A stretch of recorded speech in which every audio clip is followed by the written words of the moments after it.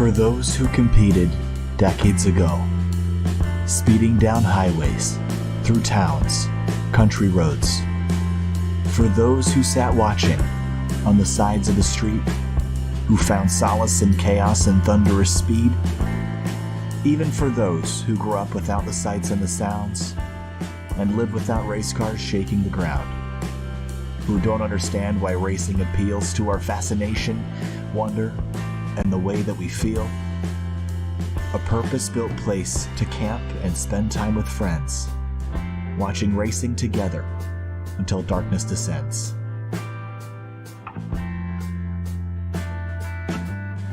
Though no longer do the streets rumble and roar, there's a place just for this, a park to explore.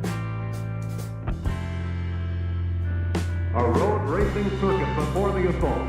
The 4 twisting, beautiful miles at Elkhart Lake, Wisconsin.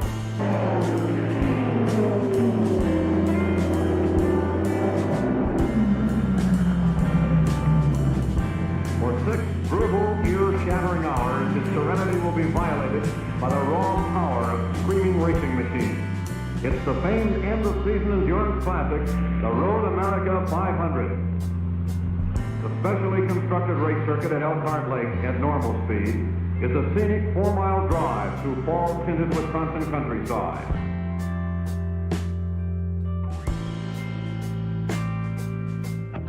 Hidden by forests near Elkhart Lake, not a path nor trail, but a road meant to race. In a town too quiet, the refuge we seek, Road America, the racetrack, the national park of speed.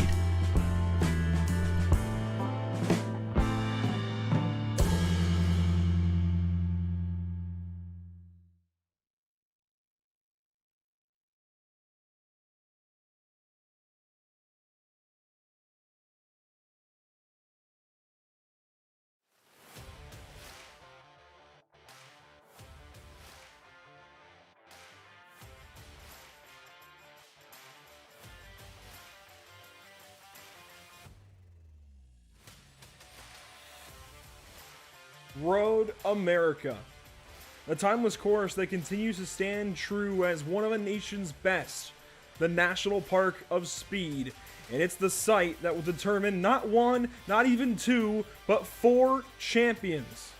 2 drivers, 2 teams will be crowned as the top of the North American Racing League, but not before 60 more minutes of racing. That's 60 minutes then that each of these drivers and teams must endure before sweet, sweet victory. Welcome to Pit Stop TV and the North American Racing League GT3 Season 2 finale. I'm Andrew Cardinale with JP Costa. JP, welcome to Elkhart Lake.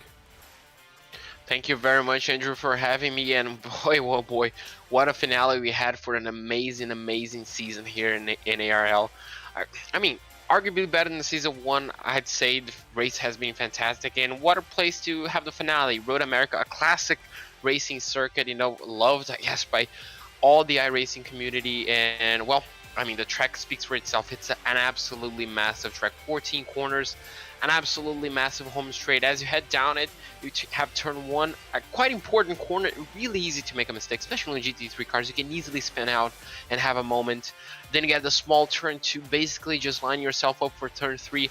One of the most important, I guess the second most important corner of the track.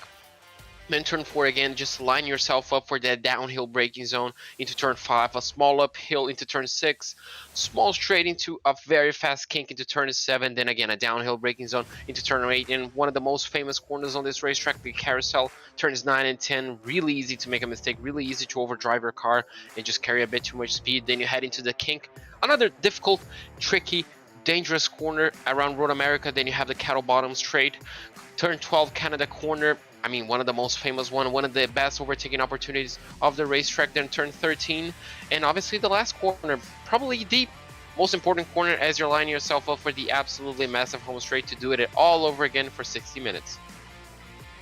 And if you had to list the most important corners, I don't know if I can list them by importance, but the most important corners here at Road America, easily turn 1, 3, 5, 6, 9 and 10, 12, and 14. So that's a lot of them around this course. Out of the 14 corners, I think I named off about a half of them. Certainly turn 1, of course, that sets your lap. That starts off your lap in the rhythm that you're going to be in. Of course, turn 14 really starts your lap because that gets you going for your lap. But I digress. You go down to turn number 3, and of course, that gives you that long straightaway down literally to turn number 5. 6 gets you ready for the kind of almost infield feeling portion. That gets you ready for some more difficult, more technical corners before you go into the carousel that is very, very important to your run down to Canada Corner. Of course, you've got to get through Canada Corner as quickly but as stably, if you will, as you can, and then turn 14 wraps you back around. That is a look around Road America.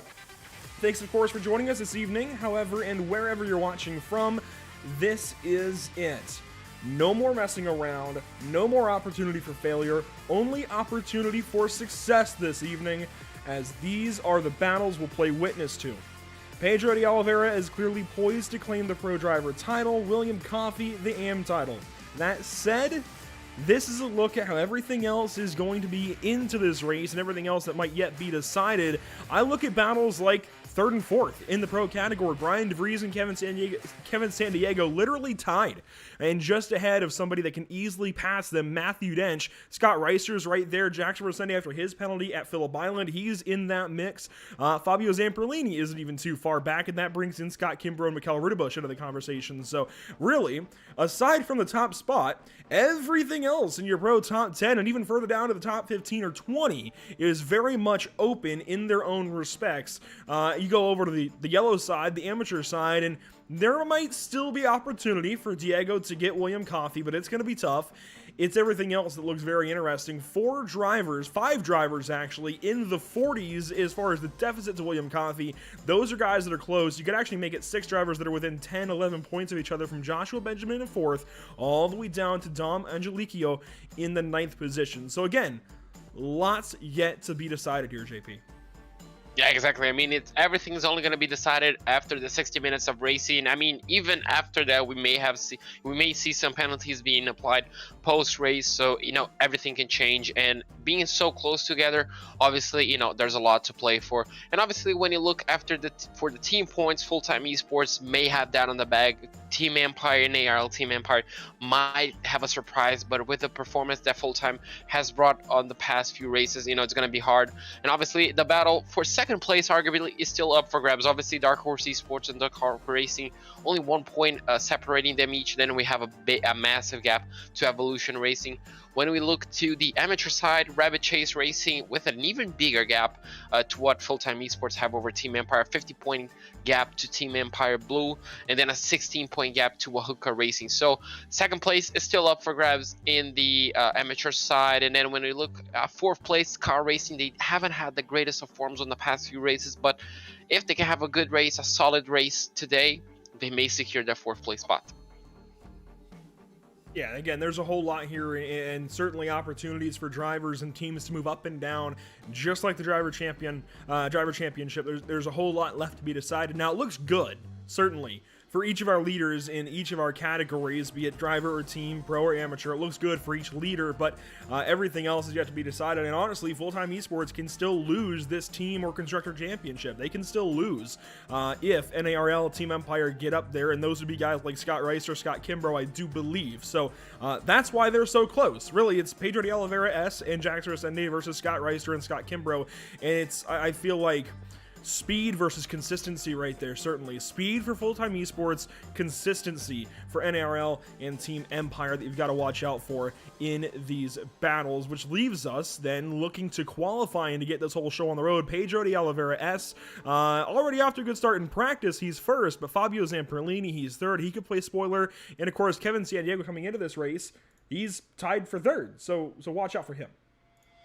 Yeah, exactly. You have to watch out for a bunch of drivers. Fabio Zamperlini so far doing, I guess, his best job of the season so far. Haven't had the greatest of seasons, only 1 podium, and that was in Belle Isle. So, I mean, still, I guess he's hoping for a strong end of the season like he did last season actually. If you remember, Andrew, he snatched the title on the final race of the season, pretty much with less than 50% of the race to go. So he's probably looking to end the season on a high and line himself up for a strong season 3. And yeah, Season 3 is certainly on the radar for these guys. Signups already open, the schedule yet to be completely confirmed. We'll get that to you on social media, I'm sure, around the holidays, as that is fast approaching. So keep an eye out for that. But not a whole lot to talk about with that yet. Right now, the focus is definitely on this race and the 60 minutes coming up for these drivers, the 1 hour of racing, the 2 pit stops these drivers and teams each have to make still. A lot can happen. A lot can go wrong, certainly, for each and every one of these drivers, and you gotta wonder what might go wrong then for each of these guys. We've seen so many different things over the course of time. Go right, go wrong. We've almost seen it all, but it always seems like they find a new way to surprise us each and every week. Yeah, exactly. Each and every single week, even with our personal doubts, you know, they just come in and steal the show. They do absolutely everything they can to post some nights racing, and tonight is gonna be no different. I mean, again, this might be my favorite racetrack that I've raced personally on the schedule. And I mean, Andrew, we see fantastic racing around here. Remember Amo, the fantastic race we had with 2 laps to go, plenty of people running out of fuel. That was fantastic. And I mean, this one shaping up to be even better for 2-stop strategy for everybody. Boy, oh boy, this is gonna be interesting. It certainly could be, and it's going to get started here in just a few moments. Before, though, we've got a quick break to go ahead and take. We'll be right back to you from Road America.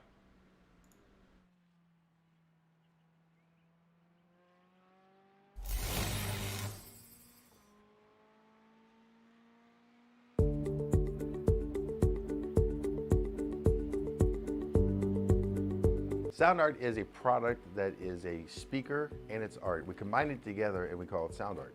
What makes it so unique that any picture can be your speaker? Sound Art gives you the high quality sound without the ugly speaker. This isn't a picture with a speaker, the picture is the speaker. Just imagine your wedding picture uploaded onto a canvas and now it's speaking 10,000 tunes. I mean, it's a very cool concept. What we like so much about it that you can take anything that means something very special to you, upload it on the canvas, have it hanging up in your room, your balcony, wherever you want to put it, and now it's a speaker. I mean, how cool is that? It's something that we have that and no one has. No one has this product. It's just a great gift to give anybody. It's just a neat concept. Around here we say, art never sounded so good.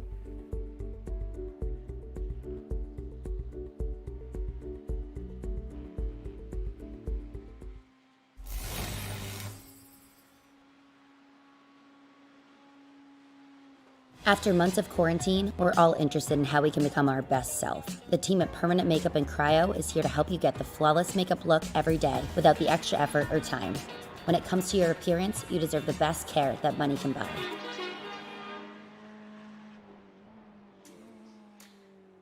Thanks for staying with us through that quick break. We certainly appreciate it. Qualifying is underway.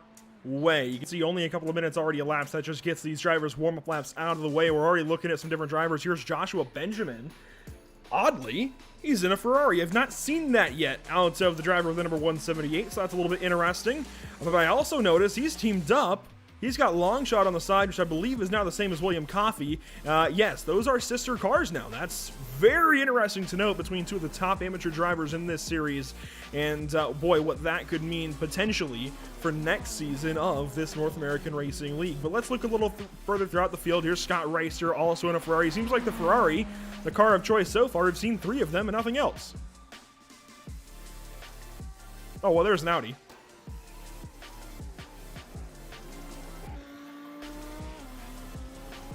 It's a bit of a, I guess, division between the guys. We remember, Andrew, the first round was pretty much a Ferrari show. Obviously, the car was very overpowered. You know, it had a massive straight line speed advantage. So some of the drivers might be looking for that as they choose the Ferrari. The Audi might be a bit more of a personal choice. I guess you can touch in on that. You're more in tune with the high racing BOP, I'd say. But, you know, as long as your car works for you, that's everything you need. You know, you need a good car balance. If you just pick up the faster car and you're not comfortable with it, well, you might as well throw your race out of the window because you're not going to be fast enough. So even if you pick the slower car, if you're in tune with it, if you're just one with the car, you're going to be fast enough. Here's Matthew Casey still in a Porsche. Fabio Zamperlini in his usual Audi. William Valdez this evening in a Porsche for Wahuka Racing. Good to see him back in the field. Johnny Jones out there in a Lamborghini. Looks like that's just a trading paints delivery. Osmar Camargo, one of the pros for Full-Time Esports. Pedro de Oliveira S, though, we have got to see what this guy does in qualifying. No times turned yet, not a single lap completed. So we'll see those here coming across the line momentarily. Here's Diego Era, he's working up the front stretch, and this should, I say should, complete a lap across the line. Does it? Yes? No. Might have gotten an off track. No, it does complete a lap. It just took a minute to populate there. He went 5th initially, now slowing down a little bit. Brian DeVries initially on pole. How about that for the 221? Oh, and he's a off. Decent gap. Oh, there we go. That's how easy it is to essentially get caught up in the exit of turn 1. And yeah, so far 2/10 gap. That's going to be really good. Pedro de Oliveira 1.5 seconds off, so that might have just been a banker. Fabio Zamperlini, there we go. That's what we're kind of expecting to see from our reigning champion. Goes faster. I mean, 1.5 tenths. That's a decent gap as we're looking on board with Pierre Thompson. Now we switch to Bryce Rodriguez on a 299. Looks like he finishing up his lap. Yeah, that's exit of turn 14. No, that's not. Yeah. That's only out of turn 3. He's just begun, and that current time bottom right, that may be accurate. Hopefully it is. We'll see. Sometimes iRacing likes to play tricks on us, but this is a driver I'm really watching forward qualifying. He had a lot of pace in practice. Very quiet these last couple of weeks. Actually had a qualifying ban last week at Phillip Island that had slipped by me. That explains why we didn't see a whole lot of him, and he had another comeback race just like Hungaroring. So qualifying ban, put him in the back, had to come back through the field. Did a pretty good job of it this week, though. He gets to qualify. Fabio Zamperlini, I'm glad you mentioned him. He's looking quick. That Audi is working for him. I didn't think an Audi would be a car of choice here today, but here we go. Yeah, exactly. The Audi has been working for a few drivers. I'm not quite sure what Matthew Dench is driving, but Brian DeVries in second place as well, driving the Audi 2. Matthew Dench, there we go. Top 3 for the German manufacturer. So far, no Ferraris, I think, on the top 5, but we may see that change on the second lap. So Matthew Dench only 1.7 tenths away from pole. You know, it's close enough. You can definitely find that time on the second lap. And, well, if last week was anything to go by, well, he's definitely got, you know, a strong end of the season. Yeah, that juiced Frog Leap Racing team is really, really good. Bringing him on board, I think, was a great move for them. And they have certainly, well, through him, shown a lot of promise. He's quick already. Joshua Benjamin, I noticed, moves up in the amateur category. He's now almost into the top 20 overall. Mark Scott moves up. He's now 17th overall. Just watching times rein in. Let's see where Matthew Dench goes after his third win of the season last week at Phillip Island. I think he's got a little bit of right front damage. Austin Powell goes a bit quicker. Bryce Rodriguez to pole. And Matthew Dench is only good enough for 4th now on the board. Kevin Sandiego went a lot quicker, so now he's in the mix of things. And Bryce Rodriguez, I told you to watch out for him. He's quick in qualifying, albeit a little bit off track in 1. I mean, and what a comeback that would be from a qualifying ban last time around to pole position tonight. I mean, that's the way you turn around things. And, you know, his race pace has been absolutely fantastic. Last week, as you mentioned, with the qualifying ban, he finished 7th place. So, I mean, that's huge. So he knows how to get the job done on track. Only 2 podiums so far in the season. If he starts on pole, he might be a strong contender not only for the podium, but with that race, with that pace, at least on qualifying, you know, that could be looking good for him. Looking now at your amateur pole sitter, at least provisionally, he's 9th overall, just a little bit. In fact, 5/100ths of a second ahead of Matthew Casey at the moment. Diego Era, he's looking for a big race. He could still win this championship, I believe. If I recall correctly, it's a margin of 19 points between he and William Coffey. He can still win this championship, I think. He's just got to be able to get a good enough result, and so far this qualifying effort is looking like it. Now, William Coffey stacks up currently in qualifying as Diego's going to go off track a little bit. William Coffey's down in 23rd. He's going to have to boost that up. He's over 10 positions, about 15 positions behind the guy that he needs to beat. Not only that, he's over 9 tenths. Yeah, damage already, nearly 9 tenths of a second slower, so that's not going to be good. Obviously, that damage is definitely going to be slowing him down, but I mean, he's going to be starting way back, and we all know how Road America can be dangerous sometimes. You know, anything can happen on the start. So, you know, Diego Herrera is doing absolutely everything he can. You know, starting on pole, might be leading. He already has a pro car between him and second place on the amateur class. And William Coffey, there we go, coming into the pit. So that's going to be qualifying over for him, and that's probably going to be 23rd place. Yeah, he definitely needs to bump up that effort throughout the rest of the day. Matthew Dench drops a little bit because somebody just went faster, and I believe it was Brian DeVries. It was up to third in qualifying.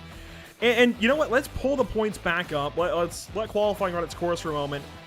This has been a really impressive season that we've not talked much about for Brian DeVries and Kevin Sandiego. Both of these efforts have been really, really stellar.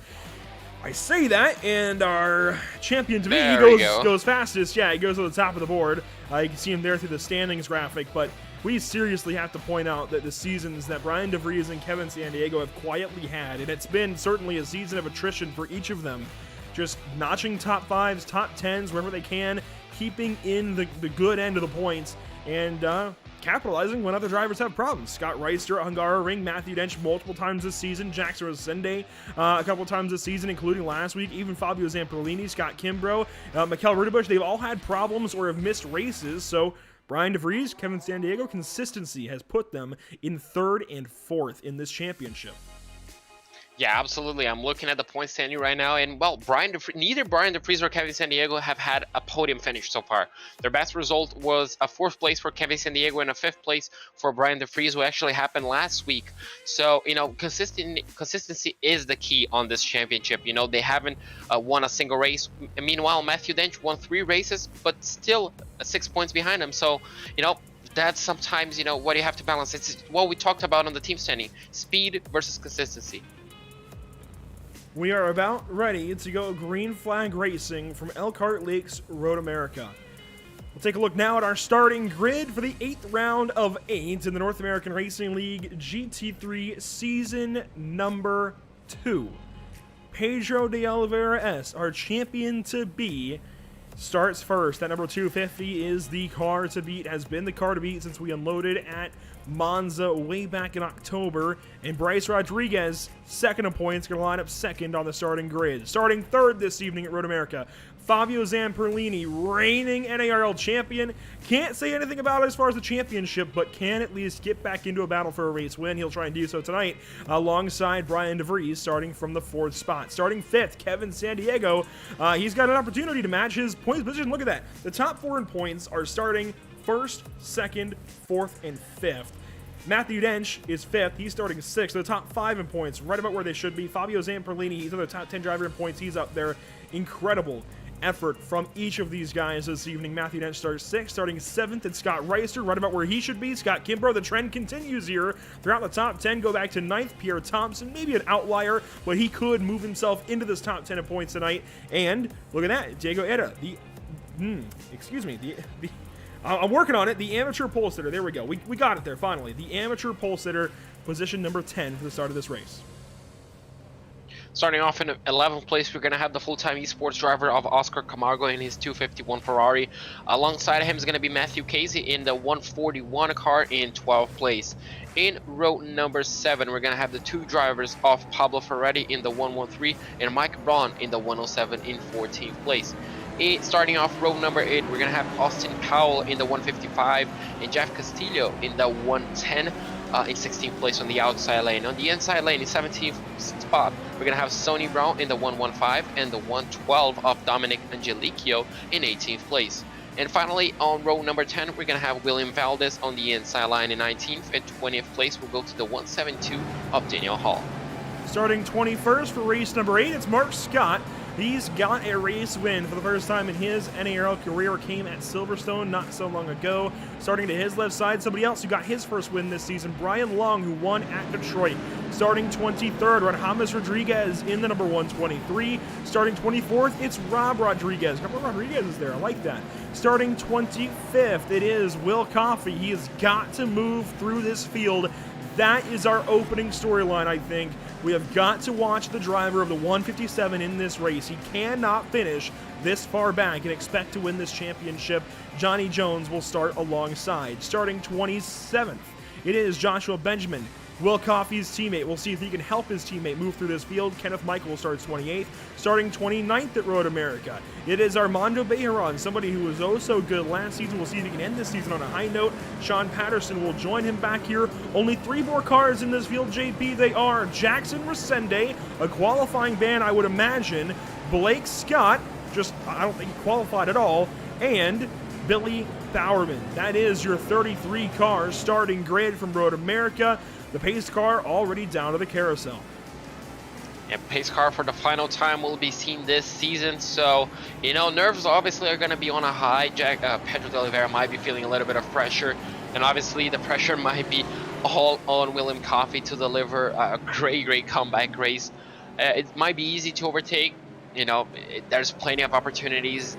That doesn't mean it's going to be, you know, just a smooth walk for him. He's going to have big challenges as we're taking a look at the track temperature. 81 degrees Fahrenheit, but a very strong wind, Andrew. Very strong indeed. Air temperature checking in right about 79 degrees, just under 80, so a nice warm day for these guys in Elkhart Lake. I bet they wish they had that right now. But yeah, that is very strong wind. Out of the southwest at 13 miles an hour. You can see the trees waving a little bit. 14 miles an hour for a moment, so about 14, 15 mile an hour gusts. Depending on how that comes across the racetrack, I might be able to check it real quickly, but that actually could affect these drivers in certain corners. Let me see if I can kind of figure this out on my own here. I don't know that with the trees it's going to be that big of a deal. That should make a difference for these guys. If it's coming out of the southwest, that could hurt them in... You know what? I think they're pretty much safe. I don't think that's going to really hurt them anywhere. If it hurts them anywhere, it would be at a kink or maybe Canada corner. That shouldn't really affect these cars too much anywhere else. So I don't think wind will be that much of a factor, but it is an abnormally windy day here for Elkhart Lake, Wisconsin. I guess it would be windy in December, maybe not without the snow, though. We'll see how these guys get this race started in just a few more moments. Into turn 13, Bill Mitchell Bend, and now turn 14 for the final time before getting this race underway. We thank you so much for joining us here at Pit Stop TV. This has been a fantastic season of North American Racing League racing. I wouldn't want to do it with anybody else other than JP Costa by my side, and all of you watching. We're waiting on the green flag. One car already off. Green flag in the air. We're racing at Road America.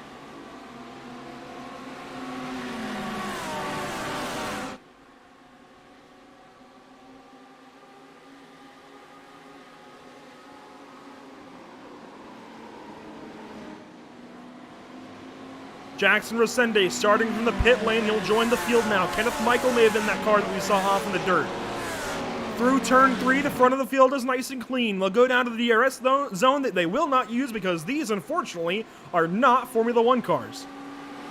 No, unfortunately not, but the racing is just as good without the dirty out as we do have already. Looks like a few battles side by side. The refs fallen within a train. The grid goes absolutely cleanly through turns 1, 2, and 3. Now they head into the downhill braking zone into turn 4.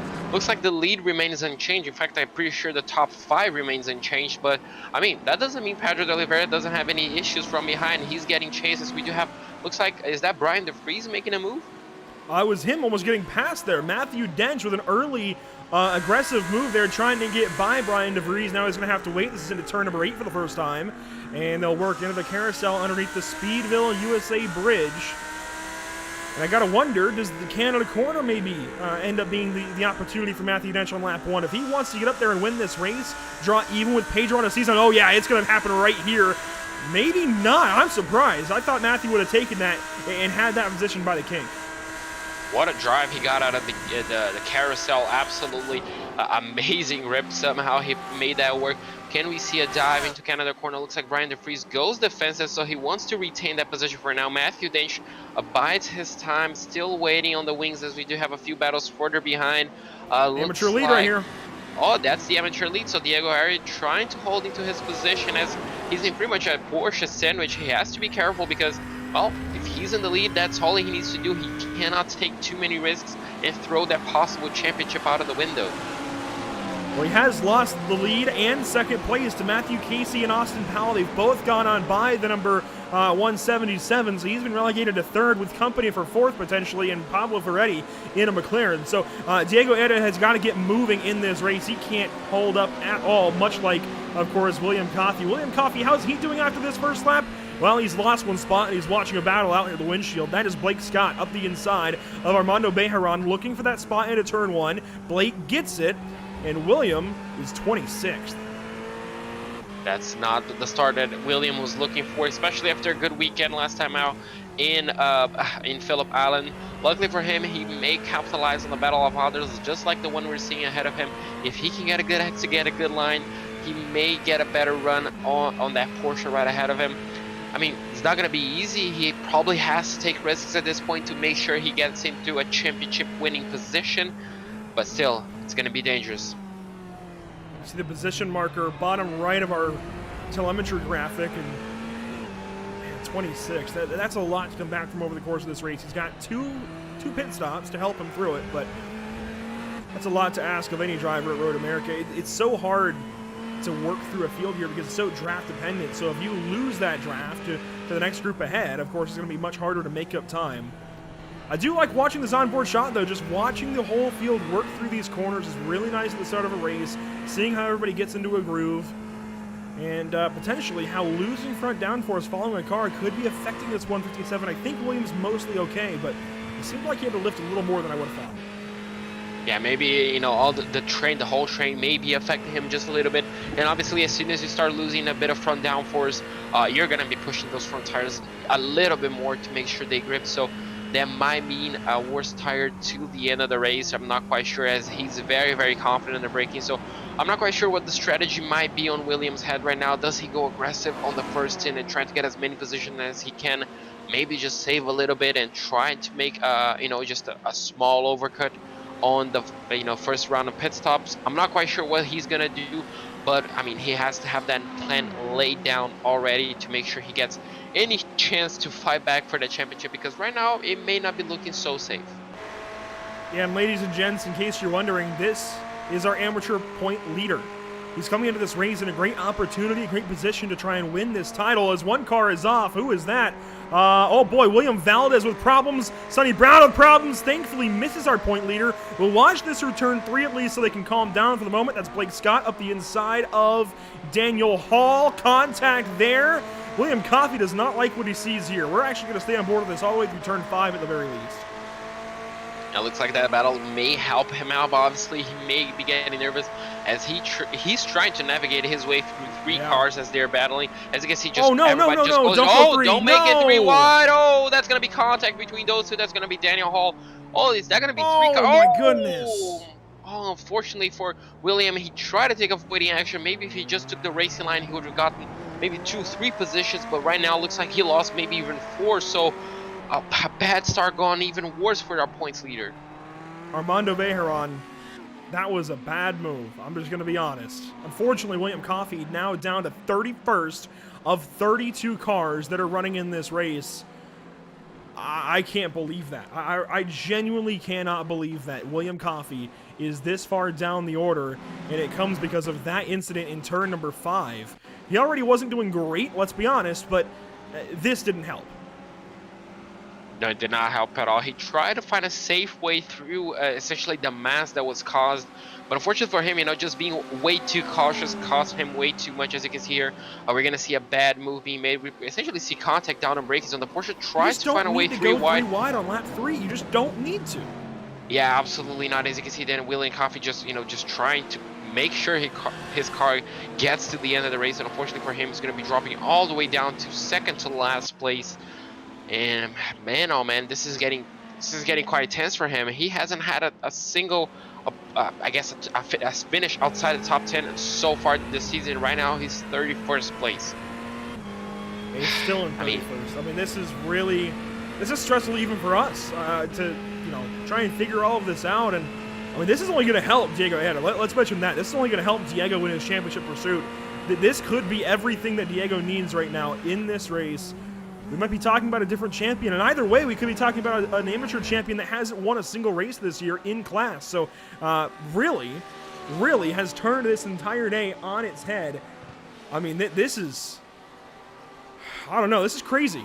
Back up front, you did see the notification quickly that Pedro de Oliveira S has gone purple that last lap through. That was lap number 3 they completed. They're now on lap number 4 of an expected 29. We'll see if that changes.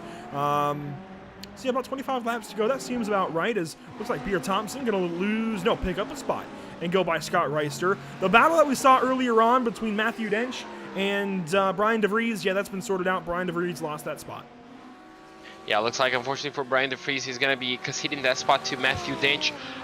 If he has the pace, he can maybe just stay in touch. You know, they're running similar cars. They're running, actually, not similar, the exact same car. So, you know, he just might save fuel for a little bit, you know, just for the first round, trying to get that track position after the first round of pit stops. And, I mean, Bryce Rodriguez on second place, doing a fantastic job, albeit half a second behind Pedro de Oliveira. That might just be enough to save, you know, enough fuel to essentially just, you know, undercut the leader or overcut the leader after the first round of pit stops, maybe get the track position that might be important. But, well, he's doing a fantastic job. Fabio Zamperlini is still in a strong third position. That might match his best result of the season so far. So, only time will tell. 51 minutes to go still in this race. Yeah, 51 minutes to go and endless, I think, twists and turns in this race left to go. While we have, I think, a calmer moment in this race, I think that the season that Pedro de Oliveira has put together must be celebrated as well. 4 wins of the season, that's half of the season. That's actually over half right now, and looking to keep it over half of the season. That would be 0.625% win percentage if he can win this evening at Road America. But, I mean, it's just been incredible. Absolutely incredible. I don't know any other words, really, as Bryce Rodriguez, he thought about taking a look, but it's just, I don't know, from having a race where we had 4 drivers in the championship hunt last season at Donington Park to now it's 1 driver 30 points clear of them all. It's a stark difference, and I think it shows how good of a season, again, Pedro has put together. I mean, Pedro put an amazing season. You're absolutely right. Maybe, you know, if we take Pedro out of the equation, you know, it would have been a good season as well. We'd have, you know, a leader less than 20 points away, you know, from the rest of the field, and then we would have had an absolutely close top 4. He has just put an amazing season, as you mentioned, you know, absolutely faultless throughout the season. You know, he made a single mistake last time around that we remember, and his worst result was Belle Isle. Was the only time he finished outside of the podium. Even outside of the top 2 essentially throughout the season. So I mean, just practice, you know, as we talk to him week in and week out, you know, it's just straight up practice, hours and hours and hours of practice, and well, he just can nail each and every single circuit. You know, just perseverance for, you know, patience just pays off. And well, he showed the field how it's done over the course of the season, and well, a lot of these drivers are coming to season 3, you know, with a new mindset. They know what kind of driver they have to race against, and well, he just upped the bar a lot on this season too. He's got a half-second gap currently back to Bryce Rodriguez. If you want to learn more about our championship competitor, potentially our championship leader into this race in amateur, well, he's in 29th now, so up 2 spots. He passed Daniel Hall and William Valdez, but actually, I think he passed Billy Barriman, as Billy Barriman has got issues. This is into the kink. It's a weird place to crash. Yeah, and that's into the kink, so he hasn't crashed outside of it on the exit, as we often see on many cars. So I'm interested to see what happened. Maybe the exit of the carousel, he may have just dipped a wheel on the grass. We're going to have to take a look to see what happened to the number 102. He's actually got multiple crashes here, and this is for Team Empire White, I believe, in the amateur class out of California. In an Audi this week, and I believe the first issue is in turn 5 coming up right here. We'll take a look-see here from our drones high above the speedway, and oh yeah, clip the dirt into braking, and oh my goodness. Thankfully, that's a virtual hit, not a real hit. That would be pretty vicious if this was a real car. But he gets through the next couple of corners fine. It's out of the carousel where he's got problems again. I believe it was a matter of him catching the outside grass and going for a ride. We'll see just to confirm. Yeah, that crash is absolutely massive. I'm pretty sure that car is not going to be pointing 100% into the right direction after that crash. As you can see, he's pretty much resumed to the racing speed that the car allows. You know, the aerodynamics and everything allow him to be. As you can see, the car is pretty much snaking already through the braking zone, so probably suspension damage, all that sort of stuff. That crash reminded me of the Ferrari crash we had a few years ago that absolutely destroyed that car. As you can see now, the 102 coming into the carousel. He does it quite beautifully, actually. Does he clip the outside grass? I wonder. We're gonna have... Yeah, that's more than in the grass, and that explains there we the go. trip off into the chicane there that gets used pretty rarely. There's now been an issue up ahead, though, for our winner from last week in Amateur. Mike Braun has just had a problem. We'll get a look back at it here. He was following Diego through, I think that's turn 7 it is. That is turn 7. This will be down to turn 8. Both in Audis. This is 3rd and 4th, or at least it was at the time of this incident in the amateur class. 14th, 15th in overall. And here we go to the carousel. Potentially another issue in the same corner. Yeah, potentially. It looks like that carousel is not being too kind on the Audis on the exit. As we're gonna take a look, does he clip? No. So it may have been later, maybe on the kink. That's a place where we often see issues with plenty of GT3 cars. Does he catch the ramp? No. So, oh, there we go. We do have a car drifting across, not drifting, but essentially mowing the lawn on the exit of the kink as the 107 goes deep under braking to Canada corner. That's gonna do it. Does he get a small clip from behind? Yes, there was a little bit of contact. There, I mean, there was the slightest bit of contact. That may have been more so netcode contact than anything, but the ever so slightest bit of contact there certainly is now. A battle is, well, just taken place between Diego and Mark Scott. This was for 4th now in amateur. Diego's out of the wrong direction. I mean, he's got the best opportunity of his season to capitalize on, and unfortunately, it's just not happening right now. Yeah, looks like the qualifying pace, it's not really translating into race pace right now. He cannot really get the car into a rhythm. As you can see, he just got passed by Mark Scott, I'm pretty sure, and he's already falling under pressure. So, you know, it's not really helping him out. It's Castillo right now is chasing him down. He might be feeling the pressure a little bit. That's going to help out William Coffey a lot, seeing his rival essentially falling down the order lap after lap. So Diego Area, if he still wants a shot at that title, he needs to essentially find that qualifying pace, find that rhythm, find those lines that help him get on pole to essentially, you know, just pull him back into P1. Yeah, I mean, this is a really confusing race already in amateur. Of course, we've well documented the issues down there for William Coffey. Now, Diego, I don't know. The car is just going the wrong direction right now, and here soon, he could easily be passed up by another few drivers and drop down to where even if, Pablo Ferretti's pitting? Oh, that's going to be early. Yeah, less than, over 15 minutes. I guess it's not that early. We're already 15 minutes into this race. I guess it's not completely out of character.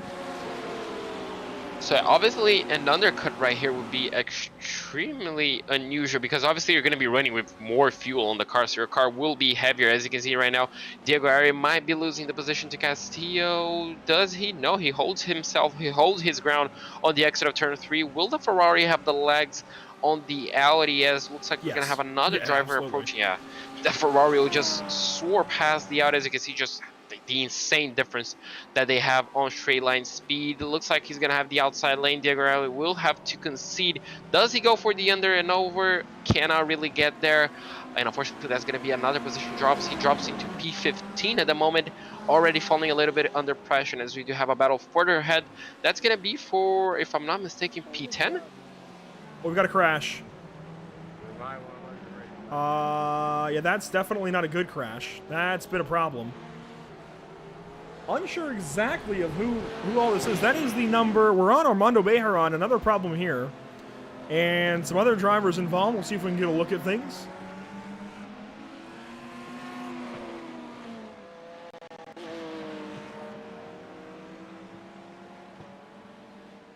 It's going to take just a moment. Well, here we go. This should show us, this is down to turn 3. Turn 3, I think. Yeah, this should be turn 3 here. And Herd America, it all looks the same. It's all beautiful, but it all looks mostly the same. So the issue, I guess, is down to turn 5. William Valdez, potentially a part of all of this as well. So here comes I believe that's Dominic. No, that was not Dominic. Who? Well, I just lost it now. Armando Bejaran and one other car making contact, and that's the end result. So there's a lot, I think, to go through here. Oh! That was the 142, I think. Do we have a 142? Yes, that was Johnny Jones. I was not expecting seeing those two cars coming into contact that early. I mean, essentially, while you're still flat out, you're not even braking at that point in time. So something definitely happened between those two. Is that a late move? I mean, the Lamborghini already looking down the inside, so I wonder what happened here. Maybe, oh, the Porsche kind of cuts him, I guess, a little bit. I think they kind of drove into each other twice. Yeah. Because they drove into each other on exit there. But I think they migrated towards each other. I don't want to spend too much more time on it just because we've got other battles throughout the track, especially the one that we were looking at briefly between Austin Powell and Osmar Camargo, and Austin Powell has gotten on by. Now, I apologize to Osmar. We've had his name in the mix here the last few weeks. I still cannot, the first time anyways, cannot get his name right the first time through it. I always got to redo it. I don't know why. Those Brazilian names, sometimes they'll catch you. How many times you got my name kind of wrong, but, you know, I guess that's a Brazilian thing. Unfortunately for him, he's going to be dropping out of the top 10. He had a great run at Hungaroring prior to his penalty. And, well, he looks quite strong, so now he has just, I mean, he needs to essentially just pull him back, pull his back. Looks like he lost 2 positions, actually, not Matthew just Casey one. went by 2. So that's first and second in amateur that's gone by Osmar right now. And they're working into the rest of the top 10. I mean, that's very impressive from Austin Powell and Matthew Casey. These two Porsches working on through the field. The next amateur driver up would be Mark Scott, who is down in 13th overall, just a little ways further back. You can kind of see the margin there. Yeah, I mean, this race is shaping up quite nicely. I do still worry, of course, for our William Coffey friend, but here's a little battle. Blake Scott and Jeff Castillo. And these two have just gone past Diego area. Looks like Scott lost the position to Castillo because they were switched around a few laps ago. So now the Lamborghini tried to get his revenge on the Ferrari. Looks like he got the better exit, but he's diving into the pit lane. We do have more cars into the pit lane. So, well, looks like the pit window for the first time, it was open a few laps ago, but right now it looks like the rest of the field might be following up. And this is a really difficult track to post an overcut, Andrew. It's really hard to save extra fuel. Looks like we're gonna have Bryce Rodriguez on the pits, but not Pedro de Oliveira somehow. Well, it's an easy track and a hard track to save fuel at, right? Because if you're the following car, you're in draft all day long. If you're following somebody, if you're on your own, as Bryce comes out right behind William Coffey, if you're the following car, you can lift a little bit, and you likely do have to lift a little bit once you get too close to a car in front. Here's Diego. We'll watch his pit stop here and see how long he takes. It's easy and hard. If you're the leading car, or if you don't have help, you probably will use more fuel. But if you're able to sit behind somebody and lift a little bit so as not to pass them and just keep riding there, you can definitely save a good bit. Diego takes 15.85 seconds to leave the pit box. That's one of the shorter stops. It's faster than Brian Long, Mike Braun, Rob Rodriguez, Johnny Jones, and Armando Bejaran. Actually, no, not faster than those two, Johnny Jones and Armando, but faster than Blake Scott, faster than Mark Scott, and faster than even Bryce Rodriguez in the pit lane, or the pit box rather. So Diego maybe trying to underfuel, understand maybe that he's, drafted a little bit and try and save a little bit. Yeah, exactly. I'm pretty sure Bryce Rodriguez's pit stop was actually a 16.2, so 4 tenths quicker. Well, that's a big gap, especially when you're standing still on the pit lane. So that's going to be tricky for Bryce. We're going to obviously have to see how long Pedro de Oliveira stays on the pit box. And this is obviously not helping him as well. He's tucked behind William Coffey. He's going to be losing a few tenths of a second.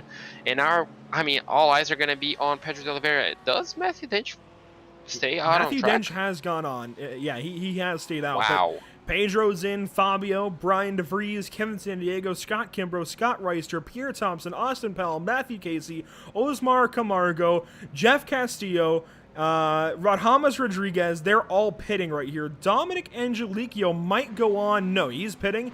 Jackson Rosende, he stays out. His name isn't rendering, unfortunately, but wow. Everybody pitting here on lap number 10 onto 11. Pedro's stop longer than Bryce Rodriguez by over a second.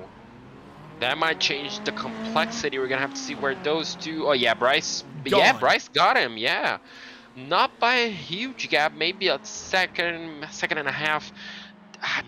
Oh boy, somehow But has Bryce Bryce got shown him. his hand too early? I mean, it could be. Obviously, right now the advantage just swings back into second place. Obviously, he can now fuel save. We're gonna see Pedro de Oliveira fuel saving quite a bit as long as he can get within the draft range. You know, as long as he can get, I guess, less than 7, 10, 16ths of a second, he may start to fuel save right now to get the position back into the second round of pit stops. So, you know, now things are gonna get interesting for the next 20, 15, 20 minutes. Until the second round comes. So, well, now things are gonna get feisty. Yeah, this is interesting. I have to wonder if maybe this is a little bit too early for Bryce Rodriguez to make that pass, only because we can easily see the same switch up at the next pit stop if it is dependent on draft and fuel. We'll see. This is Matthew Dench leading us through the field. Well, leading us, I guess, through the racetrack, through the lap, and he should... I say should come in this time in the Juice Energy Formula number 283 into pit lane. He shall go. So Matthew Dench then will come in, and Jackson Rosende should follow on this lap. The Frog Leap Racing machine is in, and the full-time esports Ferrari should follow. I was gonna say, remember when I told you how difficult sometimes fuel saving is around this track? How difficult sometimes it is to get an extra lap? Around Road America, as I'm pretty sure Jackson's heart rate just kept a beat. You know, they just may have just peaked a bit on the exit of Canada corner, but you know, with the length of this track and how long you stay under full throttle, it's difficult enough to get an extra lap, let alone 2 for these two guys. I mean, how much fuel saving were you doing on that first stint? We're going to have to see how long he stays on the pit lane. Probably might be one of the longest, as his tank might be one of the driest ones. Looks like 16, 17. We're going to see 18 seconds. Yeah, there you go, 18 seconds. So his tank may have just been on the final drops of fuel. So he's going to exit maybe a little bit short, a little bit behind Fabio in front of Brian DeVries. So there goes. So pretty much he holds position, although he creates a nice gap to Brian DeVries. The thing to consider, though, with these pit stops is you can see that... Oh, well, that's Dr. Underforce, apparently, but that is Joshua Benjamin in the pit lane in front of Jackson Rosende, so we'll follow Jackson back onto the track here. But the thing to consider for these guys is... Well, I guess the pit strategy and, you know, who went long, right, is the fact that everybody came in the previous lap, and these guys only went one lap farther than the majority of the field. So I think, if anything, Bryce Rodriguez was 1 lap early. Pedro de Oliveira S and the rest of those guys, they were on target. And these guys that just pitted are 1 lap beyond what we would have expected. So, yeah, I think these guys are pretty safe. I don't think it was 2 laps. I think this might have been more like 1, which makes it, obviously, then a lot more realistic. And also, these guys have 35% fuel load to an actual GT3 car. That gives you about 25 minutes, I want to say, depending on draft, depending on how much fuel you use. So it works out nicely. We've gone 25 minutes in this race. Yeah, and the other thing to consider between those two, even if they win an extra lap, if you can go 1 lap further on this team, I mean, my math might be wrong, but I'm pretty sure they're going to have 2 less laps of fuel to refuel on the final pit stop. So, you know, might not be a lot, you know, might be, I guess, a second, maybe a second and a half on the pit lane, which could, you know, could gain them a lot of positions depending on, you know, how farther away they are from their rivals on track. So, you know, we got to keep an eye out for them on the next 20 minutes to see if they're fuel saving, if they can stretch for another lap, and well, how much less fuel they're going to put on their tanks, and could really help them on the final strategy. You're now looking at your amateur race leader, Austin Powell. Not really sure where this guy came from in this last race, but man, is he good. He's in front of Pablo Ferretti currently for this race lead in amateur. These guys working through turn 14 as the leader is some 22 seconds up the road. I believe it's around turn 1, turn 2, that area. Pablo Ferretti, I wonder if that McLaren is going to allow him to get the, I guess, the gusto that he needs on these straightaways. It's a car rather that's known for attacking, but he's kept faithful to the McLaren all season long, I do believe. I don't think I've seen him in anything but the Macca, so more power to him. Just a matter of making it work here at Road America as we race on. if you make this car work, it can be an absolutely weapon. And wow, I'm pretty sure it's showing its colors right here. I mean, he's running a strong second place, and if he can keep this up, I mean, he might get past the Porsche right ahead of him soon. And that would be for the lead. Yeah, that would be for the lead. That would be, I'm not quite sure if it would be his first win. I'm going to have to check that out. But, I mean, It's going to be a really strong result for a McLaren. I'm pretty sure he's the only one. We saw Matthew Dench running in McLaren in the early parts of the season, but has since changed his car choice. And, I mean, Pablo Ferretti doing a fantastic job. And we love to see the McLarens, don't we, Andrew? There's something special about this car, especially those back flames. Yeah, I'm actually glad you mentioned that. Mike Baron has just had a scary moment. I believe Blake Scott. Yes, Blake Scott, Osmar Camargo. Here we go. Problems. Oh, my goodness. Oh. So we're going to have... Oh, that was a dangerous rejoin. Looks like only one car was collected as Blake Scott. Does he tow back to the pit lane? Looks like he did. Jeff Castillo was caught up in that. Looks like they're rejoined by Oscar Camargo. Hit his car T-boned, and as you can see, major damage to that door side. Maybe just unfortunate for him. We're gonna have to take a look at what happened. Looks like that was on the exit of turn 6. Yes, you would be correct. This is Osmar Camargo and Blake Scott battling down to turn number 5. Very recently, we've got more problems with Jeff Castillo live, but we'll watch this replay first, of course. Osmar, slow on exit, had to give, I'd imagine, time back potentially into turn 6.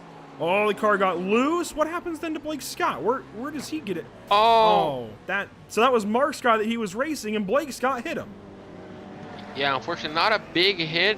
Somehow it may have just been collected, and unfortunately, a dangerous rejoin collects another driver. As you can see, the Lamborghini of Blake Scott just parking it, so I'm not quite sure if he got enough damage to essentially force him down into pit lane. I'm not quite sure. That didn't look like too big of a hit, but unfortunately, that's not the way you rejoin the track. It isn't, and this has been something that's been talked about amongst drivers and admins before. And I think the stewards will have a long look at this and talk more about it, because you cannot rejoin the racetrack like this. You cannot drive across the racing line right there. These cars have reverse. You can reverse and get yourself into a safe position. That's what you have to do here. It's a very odd... I don't know what it is. I genuinely don't. It's something I've noticed more recently than ever, but something about most GT drivers, and I hate to say this, but it just seems like people forget about reverse. There is reverse. Just reverse off the racetrack. You'll save your fellow racers.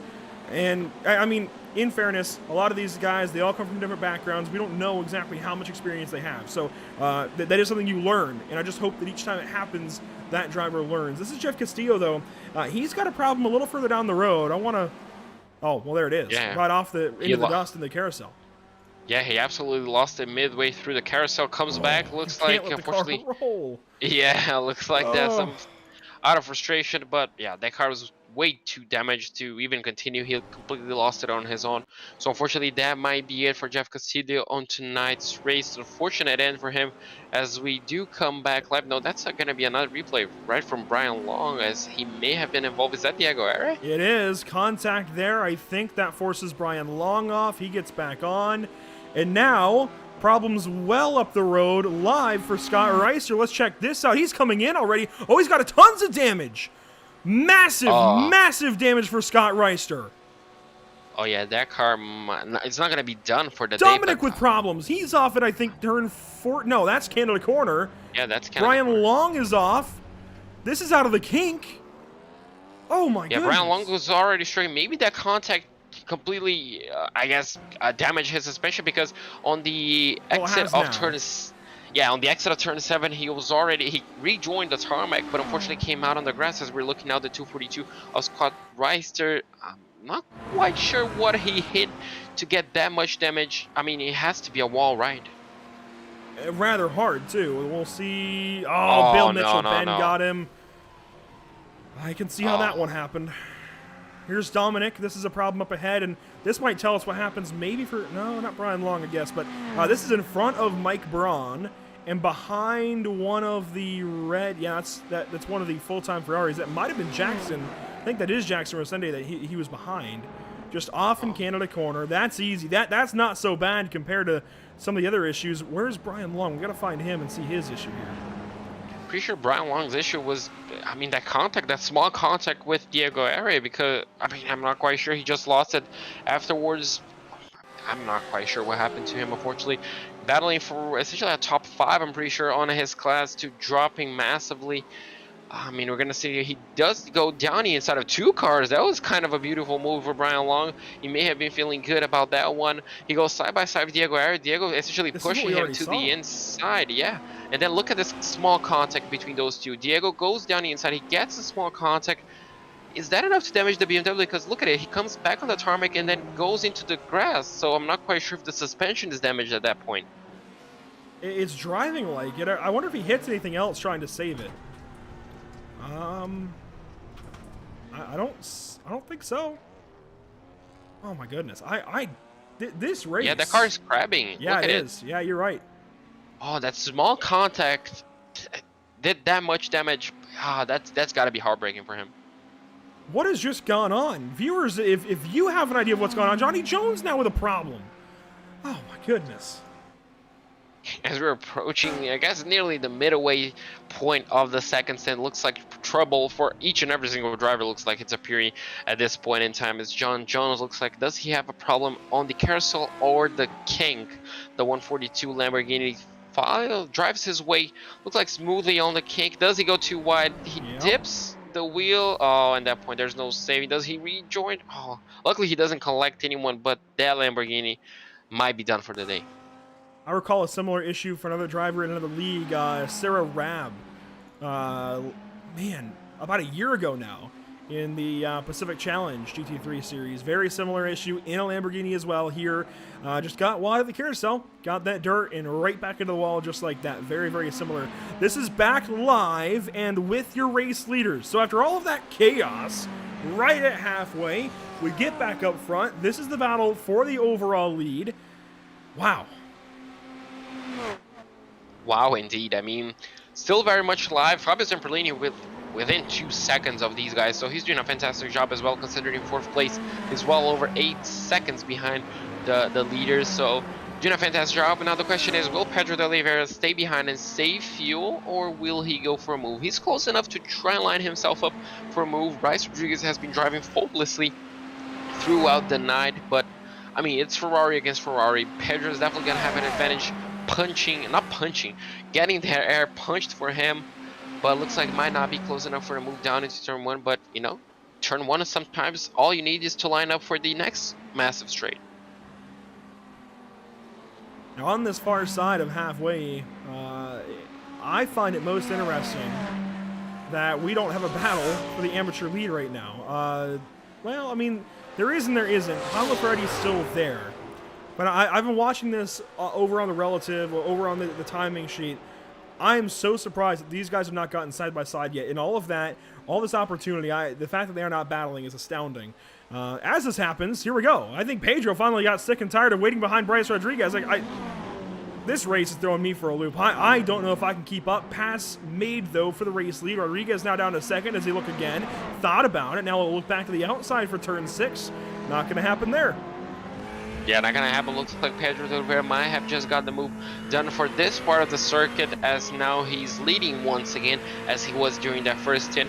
Bryce Rodriguez, albeit, I mean, he's very, very close. You know, that move, that position is not, it's not done and dusted. You know, he's definitely gonna fight back, and this battling has allowed Fabio Zamperlini to close in a little bit for these two. As you can see, 2 different lines being done on the carousel. Pedro essentially doing a more wider arc to cut back in and get a better exit. Meanwhile, Bryce Rodriguez doing the small, tighter line to be safer, and Fabio Zamperlini, as you can see, just behind those 2. So, I mean, this is very much not over. Oh. Heard one car a little bit slow maybe for a moment, but I think we're okay. But on the far side of halfway here, I do want to thank all of our partners with the North American Racing League. There are a few of them, at least in this series. Race Lab helps you, of course, to improve your driving skills with modern overlays, race statistics, and native VR virtual reality integration. you can get the best out of iRacing with RaceLab. Start using it now for free at racelab.app. And they've got a giveaway for these drivers in the series coming tomorrow. That'll all be announced tomorrow after the season is all said and done. Keep an eye on the North American Racing League social media for that. I think most notably on Instagram. That seems to be where they are most active. So again, NARL social media tomorrow. They've got a giveaway from RaceLab. That is really, really cool. To see these partners activating within the series is oh so special. We need more of that in sim racing. TAM Liveries offers custom packages for some of the best livery designs in iRacing. Used by pros and amateurs alike, you will definitely look good on track. They will make sure of it. TAM does a great job, handles most everything, if not everything, graphic design related in the North American Racing League. And believe me, he does a fantastic job of it. A lot of these paint schemes, particularly for Team Empire and some others in this series even, are painted by TAM Liveries. So by all means, look out for those and look out on their social media for all of his work. JS Consulting provides custom website and app development, including iRacing League website design and hosting. That means the North American Racing League website, yeah, that's done by JS Consulting. That is proof of the quality at jsconsulting@johnsedlak.com. Couple of pit stops picking back up. Couple of drivers pitting a little bit early. Those being namely Joshua Benjamin, and there was one other. I got to look for him now.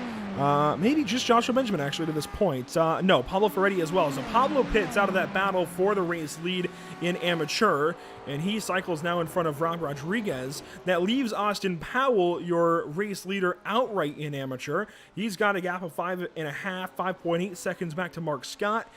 Really, the closest battle on the track is actually for fourth now. Brian DeVries, Kevin San Diego. While I was getting those readouts, I noticed they were pretty close, and they stay close now through Bill Mitchell Bend. Yeah, they're going to be close. I mean, it's essentially nearly a carbon copy of the battle we have for P1. Two identical cars going at it. I mean, this is well and truly not over, as Kevin San Diego is still chasing. Is that Fabio Zamperlini? So Fabio made a mistake, looks like. No, it should update here. So these two just switched. Oh. Wait for it. There we go. Now oh, there we go. So these two just switched in the last lap. DeVries caught and passed Kevin San Diego, and yeah, there you go. And you notice something, Andrew. These two are battling for third place. They're tied on points. I mean, this is all for grabs. I mean, whoever finishes ahead of the other is going to go third place. Something similar to what we saw last Sunday on Formula 1, isn't it? Yeah, and likewise, we mentioned how these drivers had been out of the top 5 until last week when Brian DeVries got a top 5 finally at Phillip Island. And I don't think Kevin San Diego has a top 5 yet to his name. All top 10s in consistency with these drivers. They are both now in the top 5 with a fantastic chance at a top 3, at least for one of them, if any issues arise ahead for any of our top 3, Pedro de Oliveira S, Bryce Rodriguez, and Fabio Zamperlini. Mark Scott is in the pit lane, and I mentioned a lot of partners here with the North American Racing League.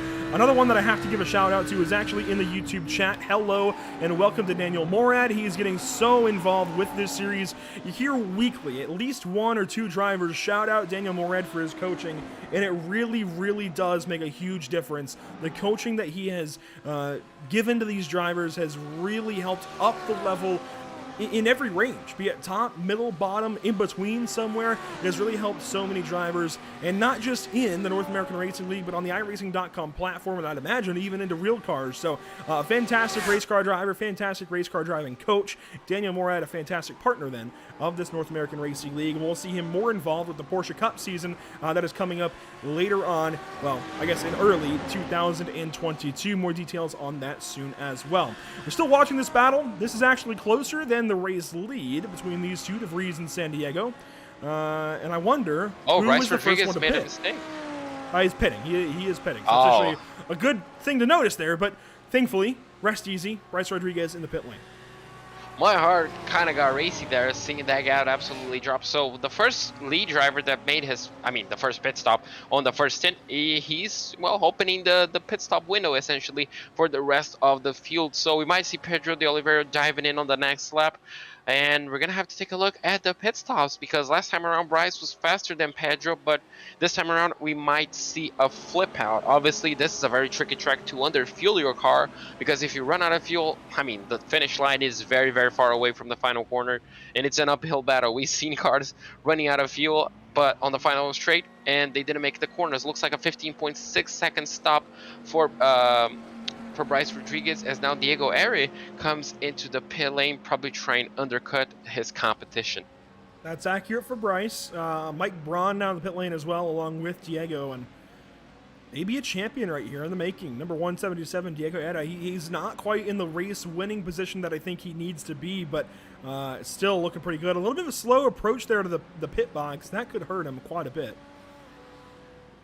And on the best angle of exit, obviously he's going to be pointing to his left-hand side to exit. We're going to have to take a look how much fuel he puts in. He goes for 15, 16, 17 seconds. So that's 1.4 seconds actually slower than Bryce Rodriguez. So not the ideal. Maybe a bit extra fuel just to attack his competition on the final part of the race. Could be an interesting bet. And he rejoins, looks like outside the top 20. He's 21st, actually 21st. Yeah, there we go. So 21st place for him. The rest of the amateur field yet to stop though.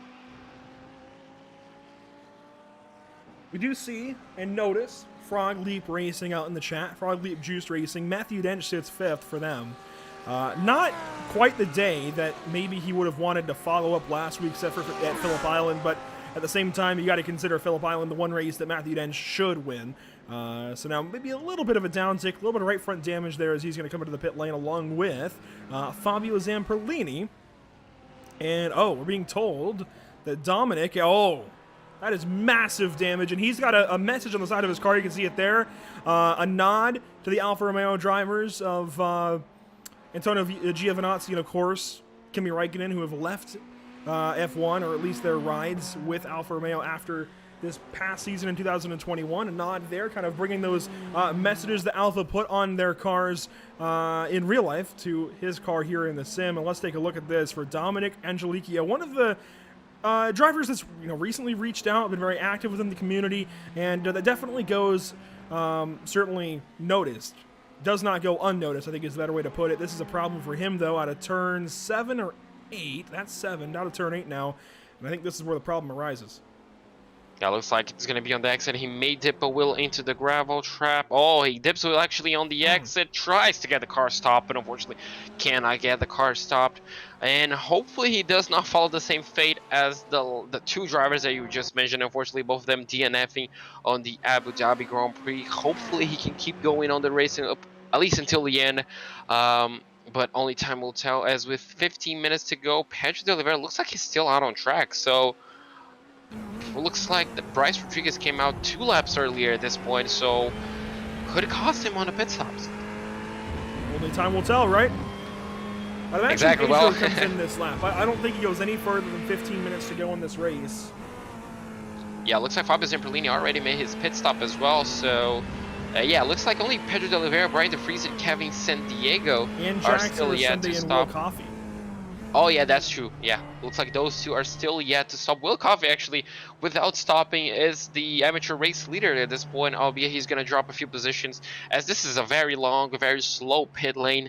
And, well, it costs a lot of time. Yeah, as you can see, Bryce Rodriguez, 32 seconds right now. Looks like the leader might be on pit lane. Yeah, Pedro's in. We're watching that here. Brian DeVries follows. You can see Dominic leaving the pit lane. And side by side, Kevin San Diego and Brian DeVries, they're going to come side by side to their pit box. We'll see how that one works out for them. But Bryce Rodriguez thundering up the front stretch now. Yes, at a turn 14. Oh, a little bit wide. Keep that nice and tidy there, Bryce. Does he pass Pedro de Oliveira S? Pedro's not left the box yet. Now I think it's out of the box. Took a lot less fuel. Where does Bryce filter in? A 13.5 in the box for Pedro. You can see he's already up the road. He is going to hang on to this lead by a long shot. 3.5 seconds for Pedro de Oliveira S. That's the margin. Out of the pit lane, a 2-second difference in the box. That's huge. Yeah, that's absolutely huge, and that might just secure his race. Obviously, if he underfuel, he might have to fuel save a little bit. Only time will tell if that gap drops between those two. So 3.4 is the time to watch. It should remain at that point. Now, Will Coffey, our amateur points leader, stops. We might be looking at what, 15, 16 seconds stop. Might be a bit less with only 13 minutes and 40 seconds to go. Looking maybe at a 13-second stop, so a shorter one. We're gonna have to see where he comes out, but by his comeback he might just be safe enough. And obviously Diego Arias not having the pace to hold on into the lead, I mean, he may have just dodged the bullet right here. We'll see. He is out of the pit lane, 13.18. That puts him right behind Matthew Casey, Mike Braun, and Diego Arias. That should be enough for Will Coffey to hang on to the championship in amateur. That is big. That is very big, ladies and gents, watching at home. Oh boy. So all of that drama in the first 5 minutes may be out the window for William Coffey, but he's not home free just yet. Up front, the gap's still 3.5 seconds and change now, as Pedro de Oliveira putting in some work on this lap, this out lap for him. I don't think we've seen any tires taken in this race for anybody aside from drivers that may have crashed, so they're all still on worn tires. That means cold tires of the pits, not an issue, thankfully, for each of them. Yeah, but this track is not 100% easy on the tires. I mean, it's unlikely to see any tires drop off, so, you know, probably going to be out of the equation, but this battle is definitely not at the occasion. Fabio Zamperlini benefiting from a later pit stop than Bryce Rodriguez has reduced that gap significantly to less than 3 seconds. I mean, less than 1 second essentially at this point in time. And I mean, that just might be enough, as looks like Matthew Dench jumped 2 drivers somehow. Yeah, Kevin San Diego with a problem here. I think Matthew Dench had already made the pass on Kevin San Diego and Brian DeVries, but there are problems. Oh, was that? Who was that off in the grass? That was Matthew Dench. That was very scary. Hopefully you saw that, guys. That was, whew, that's not where you want to be through the King here at Road America. But this is Kevin San Diego this last time through. He's had a problem somewhere in 13 and 14. This is 13, Bill Mitchell Bend. And I think it's actually out of 14. That's where the smoke was an issue when we picked this up. Does he go wide into the exit? Probably might be losing a little bit. Yep. Oh no, he dropped actually on acceleration maybe. That car did.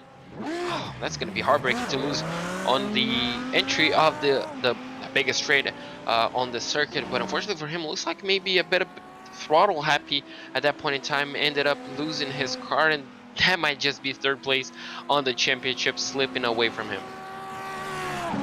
And a win, slipping away from Bryce Rodriguez. I mean, we thought he was in a prime opportunity to at least contend for the race win and battle with Pedro de Oliveira, and Pedro said nope, slapped his strategy on the table, and has taken off by 3, almost 4 seconds. And at this point, if you're Bryce Rodriguez, it'd be easy to get discouraged. But I think you've got to press on here. You at least got to keep 2nd place. And with where Fabio is right now, and the fact that Bryce just lost 3 more tenths to Pedro, I mean, you have got to be careful. Yeah, at this point in time, you have to be careful with only 10 minutes to go. Obviously, you're going to be losing a little bit of time, falling under pressure from another driver, and obviously that another driver is the reigning champion. So seeing the number 1 might be a little bit daunting, but, you know, he just has to keep his composure. Probably the win, as you mentioned, it might be out of the equation, 3.8, so the gap keeps on rising as Pedro right now, with essentially clean air, he can just drive his race. So only time will tell. Obviously, Will Coffey, as we mentioned, you know, he started 25th, got as high as 13th place during the rounds of pit stops, or as low as 31st, but right now in 18th place, only a few spots shy, only a few positions shy of his title rival, Diego Arias. Boy, oh boy, somehow he turned the tables, didn't he? And it's only an 8-second gap up to Diego right now. This is very promising all of a sudden for Will. In the top 20, he's looks like 4 seconds back. Admittedly, if the next car had Matthew Casey, but problems for Red James Rodriguez might help William Coffey in the point situation. It's certainly going to help Diego. Where's Will? Here comes Will Coffey, and he'll go on by Red James, but problems now for the 123. He gets back going. Yeah, unfortunately for him, again on the exit of turn 14, that has to be the worst place on the circuit to make a small mistake. So unfortunately for him, he's going to be giving out a lot of positions. This guy, albeit, I mean, hasn't given up, looks like a single position throughout the race. Fabio Zamperlini doing a fantastic job trying to get that second place. I mean, we haven't really talked to him so far in the season. His best place finish was the 3rd place, so we're still yet to talk to a reigning champion. And, well, if he keeps this pace and if he makes a brave move on Bryce Rodriguez, we might just talk to him for the first time. Yeah, we'll see as Bryce Rodriguez in the Canada corner here. Behind the trees, it looks like, but this is the look at things. They're following a lapped car. That is, I believe, William Valdez in a Porsche. That may have been Armando Bejeron. That was Armando that they just lapped. And thankfully, Armando made it easy on these two, but that still backs Bryce Rodriguez up just a little bit. With 8 minutes to go, I think the door is open for Fabio Zamperlini for a second place effort here at Road America. And what this would do for his points, I mean, he comes in, down in 8th? 7th, thereabouts. I mean, this would be huge to turn his season around right at the last minute, end it on a good note, and go into 2022 with, I think, certainly reason for high morale. Yeah, exactly. He's 8th on points, 10 points behind Scott Reiser. So a second place finish while Scott Reiser is down in 7th place. It's going to do him lots of favors. And as you can see, he's just getting closer and closer on those braking zones. So Bryce Rodriguez might be feeling the pressure, but you know, he has the advantage. He's on the prancing horse. He has the legs on the straight, but we might see the Audi going for a late dive, especially down here. The door is wide open for you to make a dive. Can we see the Audi pointing to the inside? Not quite. So 7 minutes in, might just be biding his time, trying to line up a move for the final lap. Fabio so close here, turn 6 now under the Corvette bridge. We'll have a look at turn 7 with 7 minutes to go. Austin Powell, meanwhile, is still leading in amateur. He's got 2 seconds to closest competitor, Paolo Ferretti. That battle's been broken up just a little bit by pit stops. Yeah, that battle might, again, you know, just a bit of a gap created during the pit stop. So Powell doing what he can to hold on into that amateur lead, but you know, might just be enough. 6 minutes, just keep the car on track, and you might be on course for a fantastic win. And I mean, these two, both of them have to keep their car on course while driving absolutely flat out. Not a chance right now on pace. They might catch the leader. But I mean, it's got to be a bit frustrating for Fabio, doesn't it? You know, driving this close to him, but unfortunately, due to your car choice, might just not having the legs on the straight. Yeah, I mean, it's tough. Look at all the work he's put in. He's moved in to Bryce. I wonder if he's sitting back and just waiting. Kind of biding his time a little bit, knowing how good he is, knowing how easily he can get up there in the draft and get after Bryce on entry to a corner. I think even with the slipstream here, yeah, he's kind of kicking the car out to the right a little bit, maybe trying to get a little bit of air resistance, keep him back a little bit. That's a NASCAR trick, actually, to keep a little bit of air on the nose. Usually, that's done in the corner to help downforce following a car right on the bottom side. They keep the nose a little further to the left, a little further to the inside. That increases downforce on an oval track and helps the car turn. On a road course, down the straightaway especially, that can help back you up a little bit and create a little bit of a gap. Meanwhile, problems. I mean, huge, massive problems for Scott Reister. You do not want to be pitting with 5 minutes to go, yet here he is. Yeah, unfortunately for him, that's gonna be costing him a lot of positions. This has to be fueled, doesn't it? I mean, 5 minutes to go. And with his crash we saw earlier, I think he had to pit before the window was open. I think that's why he's in. You do also see Osmar Camargo. He's been in the pit lane for 16 minutes now. I think he may have been handed a penalty by stewards in the race and been asked politely not to continue racing. That could be a stretch, so I don't want anybody to think that's official, but that's kind of what it looks like. He's just been sitting there for about 16, 17 minutes. Yeah, unfortunately for him, that's probably not the best way to end the championship. Unfortunately, again, for Scott Reister, he's going to be dropping all the way down into 13th spot. No newer tires to essentially create an advantage for him over the competition, so he has to get those few seconds. If he wants to get in the top 10, it might be a bit of a stretch. That's going to promote Austin Powell into 9th position and Pablo Ferretti into 10th, so two amateur drivers on the top 10. That's going to be a great result for them, as this battle is still very much alive. I mean, the Audis just seem stronger. I don't like that. Oh no. Matthew Casey, I think, has recently gone for a spin. The car is okay, it looks like. It may have even been about 30 seconds ago, but there's a look at him. He has jumped well out of the running order in amateur. I looked up, saw the red notification on my screen. He's definitely had a problem. He's lost a lot of time to drivers ahead that he was battling, like Pablo Ferretti and Austin Powell. But regardless, 4 minutes to go across the start-finish line. This is tentatively 3 to go. That may change. I think it's more like 2. Yeah, it might be 2, might be 3. I mean, only time will tell. We had the white flag being dropped on the final straight, didn't we, Andrew, at times? So, you know, I mean, the leader will have to dictate the pace. He has a 5-second gap, so if he wants to race, I guess, an extra lap, he might just push on a little bit. If he wants this championship to be done and does it, he might just slow down a little bit. I'm not quite sure what he wants, but I'm pretty sure Fabio wants an extra lap and Bryce wants this race to be done as quickly as possible so he can retain the 2nd place. Bryce Rodriguez needs these points. Now, he's not going to catch Pedro de Oliveira S. It's a championship at this point for Pedro, unless he crashes now, right? But this is still very, very worth it to Bryce to get these points and finish as highly as he can, and that's a big mistake in turn 7 for Fabio Zamperlini. Caught the grass on the outside, then the inside, then the outside again.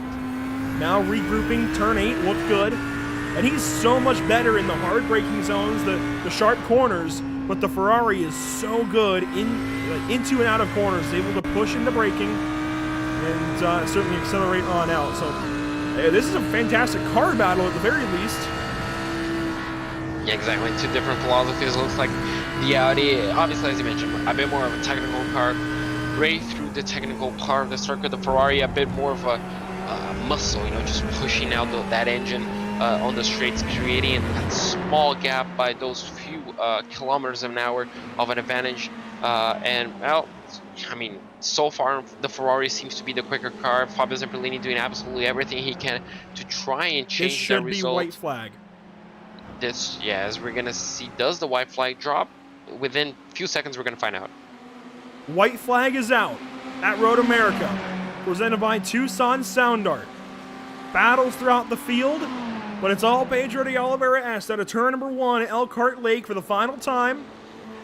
And he has got 4.5 seconds almost, 4 1/3 thereabouts right now on 2nd place, Bryce Rodriguez. Fellow Brazilian doing some work to distract him right now. Fabio Zamperlini is all over the 299. Pedro can simply cruise on home to a championship in the North American Racing League. Fantastic payouts each and every race. If I recall, at least triple digits per race, let alone a championship, in what this would mean to full-time esports. Not only full-time esports sport for him as well, he has been vocal about how much this helps him out. So, you know, that's an extra drive, that's an extra push, an extra motivation for him to win and to practice well over 30 hours each and every single week. So, you know, dedication has been on an all-time high for Pedro de Oliveira. It has definitely paid off. I mean, his worst result was in 8th place. Outside of that, just 2 second places and 4 wins, coming home to his 5th win in 8 races. I mean, what a championship. It's been fantastic the entire way through. Fabio Zamperlini took a stab at Bryce Rodriguez, no dice.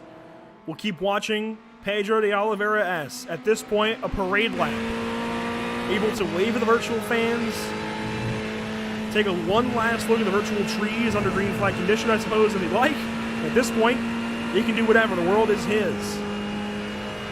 Canada corner for the final time, and we've said it so much. We've accentuated it so much throughout this entire season. How impressive this full-time esports entry has been for the number 250. And how good he's been. And there's a crash. You're kidding me. Oh, we'll cover this after. Pedro de Oliveira S deserves this time out of the final corner at Road America. Pedro de Oliveira S brings Brazil yet another championship in the North American Racing League. Takes it home, 5 wins out of 8. Congratulations, Pedro. A stunning effort all season long. Absolutely perfect season for the Brazilian driver. Matthew Dench somehow on the final laps comes home in 2nd place. That's gonna be looks like Bryce Rodriguez in 3rd place, and Fabio Zamperlini looks like he's gonna be dropping quite a few positions out.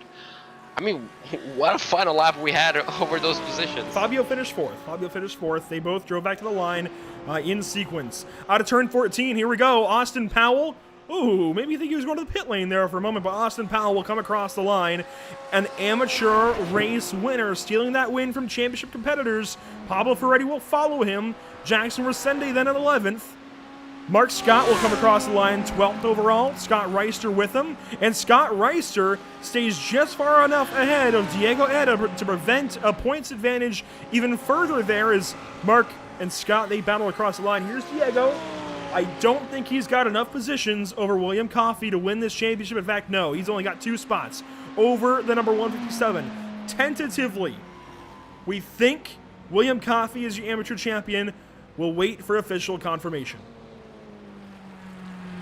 We're going to have to wait. It looks promising for him. I mean, what a comeback drive. Jackson Resende as well, a fantastic comeback drive from essentially last place. As you can see here, the celebration between those 2 Brazilians. Essentially, Fabio Zamperlini handing out the trophy, handing out the number 1 to Pedro de Oliveira, as we have, I mean, a fantastic season. Bryce Rodriguez electing to do essentially a lap of honor, not passing the championship winner. I mean, what a race we had, what a championship we had, and well, looks like we do have a few celebrations coming on into the gravel trap. I mean, I'm excited to hear from each and every single driver if we could. Yeah, I wish we could talk to all 32 that showed up tonight. Unfortunately, that would keep us here until about next month, which would also be next year. But, man, what a season for Pedro de Oliveira S. I don't think there's enough adjectives in the English language to describe the season he's had. It's just been incredible. I think we can simplify it down to that word, incredible. Yeah, absolutely. It has been amazing, perfect at points. And, I mean, all the hard work, all those practice hours that he has put in were definitely paid off. And I'm pretty sure he's going to be really, really happy at this point in time. I mean, we're going to talk to him in a few minutes. I would hope so. Yeah, I would hope so as well. I would hope so, yeah. If he doesn't come into the broadcast booth screaming, "It's a championship," I'm going to be disappointed because at this point, I'll be screaming my lungs out, but well done to him. As we're going to take a look at the replay to see what happened on the final lap for the battle for second place. And unfortunately for these two, it ended up being a battle for the final step of the podium. Yeah, this was the battle that we were kind of missing behind Pedro, but it was worth it, I think, to give Pedro that time. He deserves it. This is the battle for second as it were. Through the carousel, and something happens down in Canada corner. I dare say Fabio Zamperlini taking a crack at second place. And I think it's worth it to Fabio, of course. I mean, he's got to make up as many points as he can, try and get some spots, but also just for pride. After such a fantastic season last time through, clinching the championship at Donington Park, you certainly want to back that up with a good win, a good race at least here, just deep into the breakings over Canada corner. Spins Bryce around, but the sportsmanship. Round of applause, please. The sportsmanship from Fabio Zamperlini to allow Bryce to get back going. Yes. Just yes. Yeah, 100%. That's I mean, a round of applause. That's what you do. That's what you should do. Owned up to his mistake, obviously costing him and Bryce a position each. But, I mean, stopping and willing to give up that final spot of the podium and probably even second place. Huge props to him. Obviously, a mistake, his fault. But, I mean, what a driver. I guess that's one of the reasons he was the reigning champion. Not the greatest of seasons for him. But, I mean, even after the contact, that's a good way to send off season 2, isn't it? A good sportsmanship act. A good driver. Unfortunately for him, didn't go his way. But, I mean, he sent it off in a good way. Bit of netcode there maybe for these two, but still turns the number 299 around. And again, this is one of my personal highlights of the season. Seeing a driver in the heat of battle on the final lap in one of the final corners stop for the competitor that he has just spun out. Now, Matthew Dench, he's got all right? He's got all right to go on by those two and take those spots. But Fabio Zamperlini waits for Bryce Rodriguez, who was sent nearly to the tire barriers in Canada corner, one of the fastest parts of Road America. Lets the 299 get righted, get back going with just enough time for them each to hang on to third and fourth on the racetrack. Fantastic stuff. I don't know the words to I guess, translate into Portuguese, but just seriously, yes, just that I think speaks volumes as to Fabio's character as a race car driver, as a competitor. Seriously, tip of the cap, high five, whatever you want. for Fabio Zampolini. Just yes. 100%, couldn't agree more. Trying to think about the words in Portuguese, I guess, cavalheiro, a gentleman on and off track, and I mean, I'm pretty sure he's gonna be hoping for more, but I mean, sometimes attitude will overcome, I mean, even bad results, and I mean, what more can I say? I guess I'm happy the way he finished the season off, you know, with a good act like that, and well, on to the next one. Absolutely, on to the next one we will go. Well, I guess before that, we'll go on to some post-race interviews. Do not go anywhere, ladies and gentlemen. We just saw some fantastic racing for 60 minutes, but it doesn't stop necessarily. We get to talk to the drivers, the stars of this North American Racing League that are building themselves up and sometimes cutting others down. A whole season, 8 races at some fantastic venues. Let's recap them for a moment. Monza, Watkins Glen, Spa, Belle Isle, Silverstone, Hungaroring, Phillip Island, Road America. A fantastic set of 8 races. It's all been done now. The racing is out of here. Now, stewards, they get to figure out the end of the season here. Thankfully, no safety cars. They just have to count up points and decide a champion. We'll wait for official confirmation before calling anybody but Pedro the champion. We know that he won this race, but everything else still up to be decided. We've got a lot to talk about here on the far side of a quick break. Do not go anywhere. Stick around with us here at Pit Stop TV. We thank you for doing so.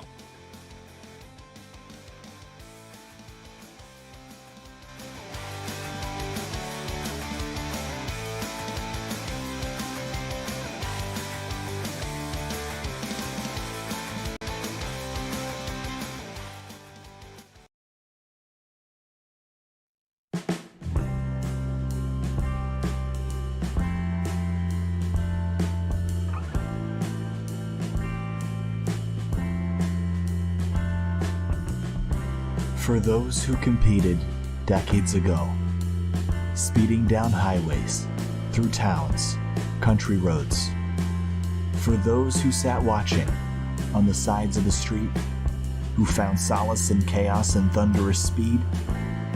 Even for those who grew up without the sights and the sounds, and live without race cars shaking the ground. Who don't understand why racing appeals to our fascination, wonder, and the way that we feel. A purpose-built place to camp and spend time with friends, watching racing together until darkness descends.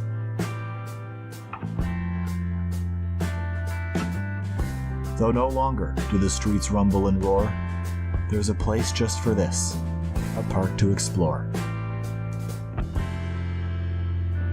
A road racing circuit before the assault. The 4 twisting, beautiful miles at Elkhart Lake, Wisconsin.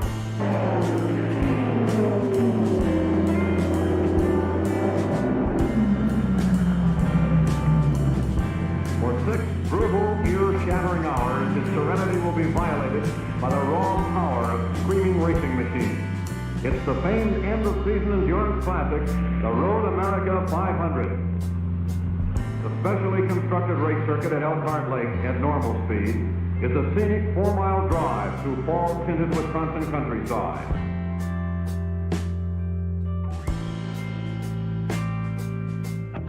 Hidden by forests near Elkhart Lake, not a path nor a trail, but a road meant to race.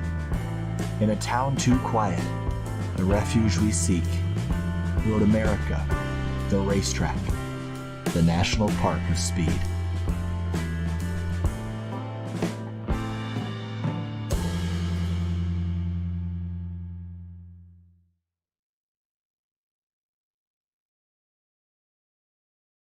Sound Art introduces an entirely new way to listen to music in your home by combining the best of 2 products, a revolutionary high-fidelity, low-profile Bluetooth wireless speaker with beautiful artwork.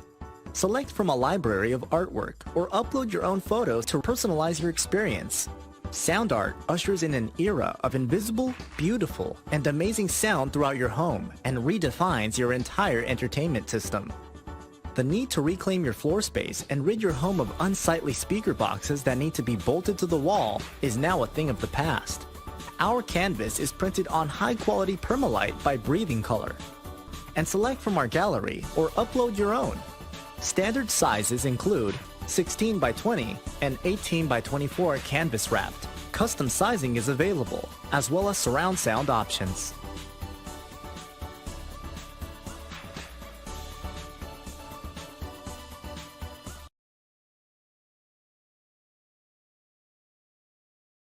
After months of quarantine, we're all interested in how we can become our best self. The team at Permanent Makeup and Cryo is here to help you get the flawless makeup look every day without the extra effort or time. When it comes to your appearance, you deserve the best care that money can buy.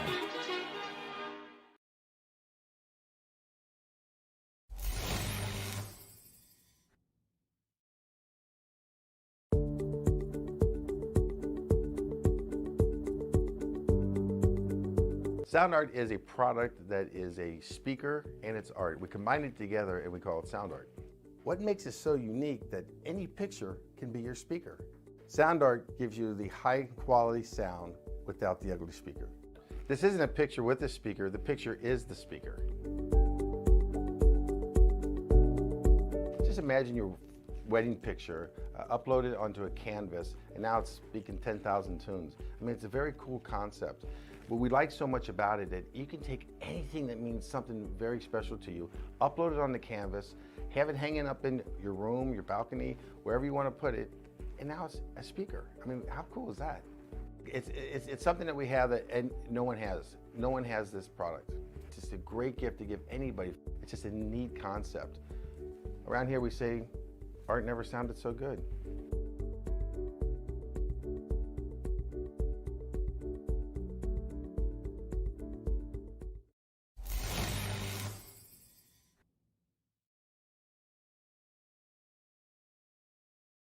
Have you found yourself trying to hide your joy because you're unhappy with your teeth? Your smile is the first feature noticed in an interview, on a date, or in family photos. We want you to be able to shine bright as your best self, and our teeth whitening system is the perfect step toward restoring your confidence.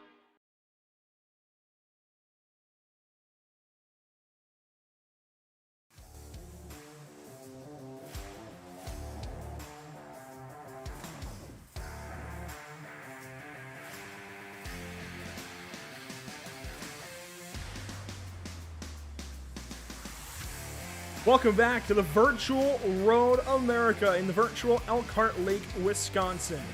A fantastic stretch of some 4 miles or so of pavement up in Wisconsin that weathers the test of time, weathers the test of seasons up in the Great White, well, almost the Great White North anyways, the northern end of the Midwest. This place stands true as one of America's best racing venues, be it North or South America. It's a fantastic place to end this North American Racing League series then. Man, it has been a fantastic season of racing. Again, from Monza, Watkins Glen, I gotta think, what was third there? For the life of me, Spa. Spa was third, then we had Belle Isle, Silverstone, Hungaroring, Phillip Island, now Road America to end the season.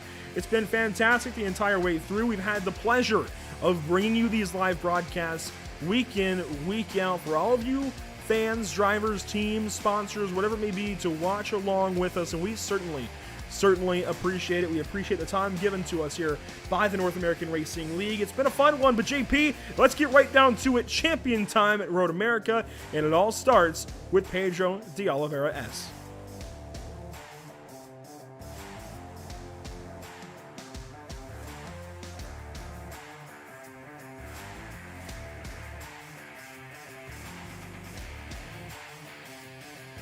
Assim, sensacional sua, basicamente controlou o ritmo quando precisou, segurou um pouco e passou. Conta aí, como é que foi essa corrida do título? Boa noite, João, boa noite a todo mundo, good night everybody. Cara, foi uma corrida muito complexa, porque eu tive algumas situações ali que eu quase perdi o carro. A Ferrari não era o carro mais seguro para essa pista. O novo BOP mudou bastante a característica dos carros, o setup, a gente usa um setup diferente do que as oficiais, então não casou tão bem, mas ao mesmo tempo que era um carro muito difícil de guiar, eu senti que era o carro mais rápido, pelo menos na minha mão era o carro mais rápido, então eu aceitei a dificuldade, treinei bastante para conseguir vir forte. Então foi bem tenso, foi bem tenso. A corrida toda o Bryce ficou ali pertinho e o Bryce estava com um ritmo excelente. Eu acho que ele não acertou a volta de quali dele. Eu sabia que ele vinha forte, eu tinha treinado no servidor de terça-feira com ele e ele estava bem rápido. Na terça-feira eu não consegui pegar o tempo dele, tive que treinar bastante para conseguir ajustar alguns detalhes e sair daqui com a certeza de ter sido campeão. Obviamente, é uma coisa que a gente já esperava, né? Tu falou que o Bryce estava com um ritmo bom, então ele tinha treinado para tentar tirar esse título, mas obviamente ia ser muito, muito difícil, né? Seu ritmo foi muito forte durante a temporada, né? Teus resultados, poxa, Monza segundo lugar, Watkins Spa primeiro, Belle Isle foi teu pior resultado em oitavo, né? Depois a gente teve Silverstone e Hungaroring em primeiro e Phillip Island em segundo. Cara, como é que você trouxe essa consistência na tua primeira temporada aqui na NARL? Eu acho que eu consegui evitar os acidentes, né? Os momentos ruins. Eu tive sempre na minha cabeça de evitar ao máximo alguma disputa mais ferrenha, por mais que eu tive várias, principalmente com o Matthew e com o Bryce. Eu treinei bastante para todas as etapas, então eu acho que os resultados foram, né, pagos, né? Eu consegui bons resultados porque eu treinei bastante. Então, eu tive. Todo campeão tem que ter um pouquinho de sorte, né? A gente viu no último final de semana o Max Verstappen e sempre vai precisar. E eu tive a sorte de não me envolver em nenhum grande acidente. Eu tive um resultado ruim, que foi Belle Isle, e ainda eu cheguei aqui com um bom resultado para descartar, né? Ainda tendo a possibilidade de caso algo de ruim acontecesse, eu ainda tinha um resultado para descartar. Então, muito treino e cabeça para não errar, para manter o foco. Eu sempre falei aqui que é uma corrida de cada vez, step by step, e eu consegui trazer esse título para casa, para full time. E é isso. E isso era uma das coisas que eu queria te perguntar. O que esse título, né, significa para você e para Full Time aqui na primeira temporada de ambos, né? Você e a primeira temporada do time. Sim. Para mim é muito bom voltar a vencer um campeonato. Fazia algum tempo já que isso não acontecia. Então, hoje, novamente, para a maioria das pessoas, eu acredito que não são brasileiras, não sabem o que a Full Time é. A Full Time é uma equipe de competição, do automobilismo real. Ela compete na Stock Car. Ela é parceira da Toyota Gazoo. Então é uma equipe de ponta na maior categoria de automobilismo do Brasil. E a gente tem essa divisão de virtual, né, do automobilismo virtual. E representar a Full Time já é uma situação maravilhosa. Poder vencer pela Full Time é melhor ainda, e ser campeão é deixar o nome registrado ali. Né? Essa temporada, entre outras ligas que a equipe corre, esse é o terceiro campeonato de pilotos, então já na primeira temporada gravar o nome ali dentro de casa é sempre muito bom. Bom, garanto que vai ser ótimo e obviamente tu vai ficar na história, né? NRL, primeira temporada, primeiro campeão, basicamente ganhou o campeonato inteiro, só faltou algumas corridas. Mas é isso, Pedro. Super orgulhoso de novamente ter mais um brasileiro campeão aqui, né?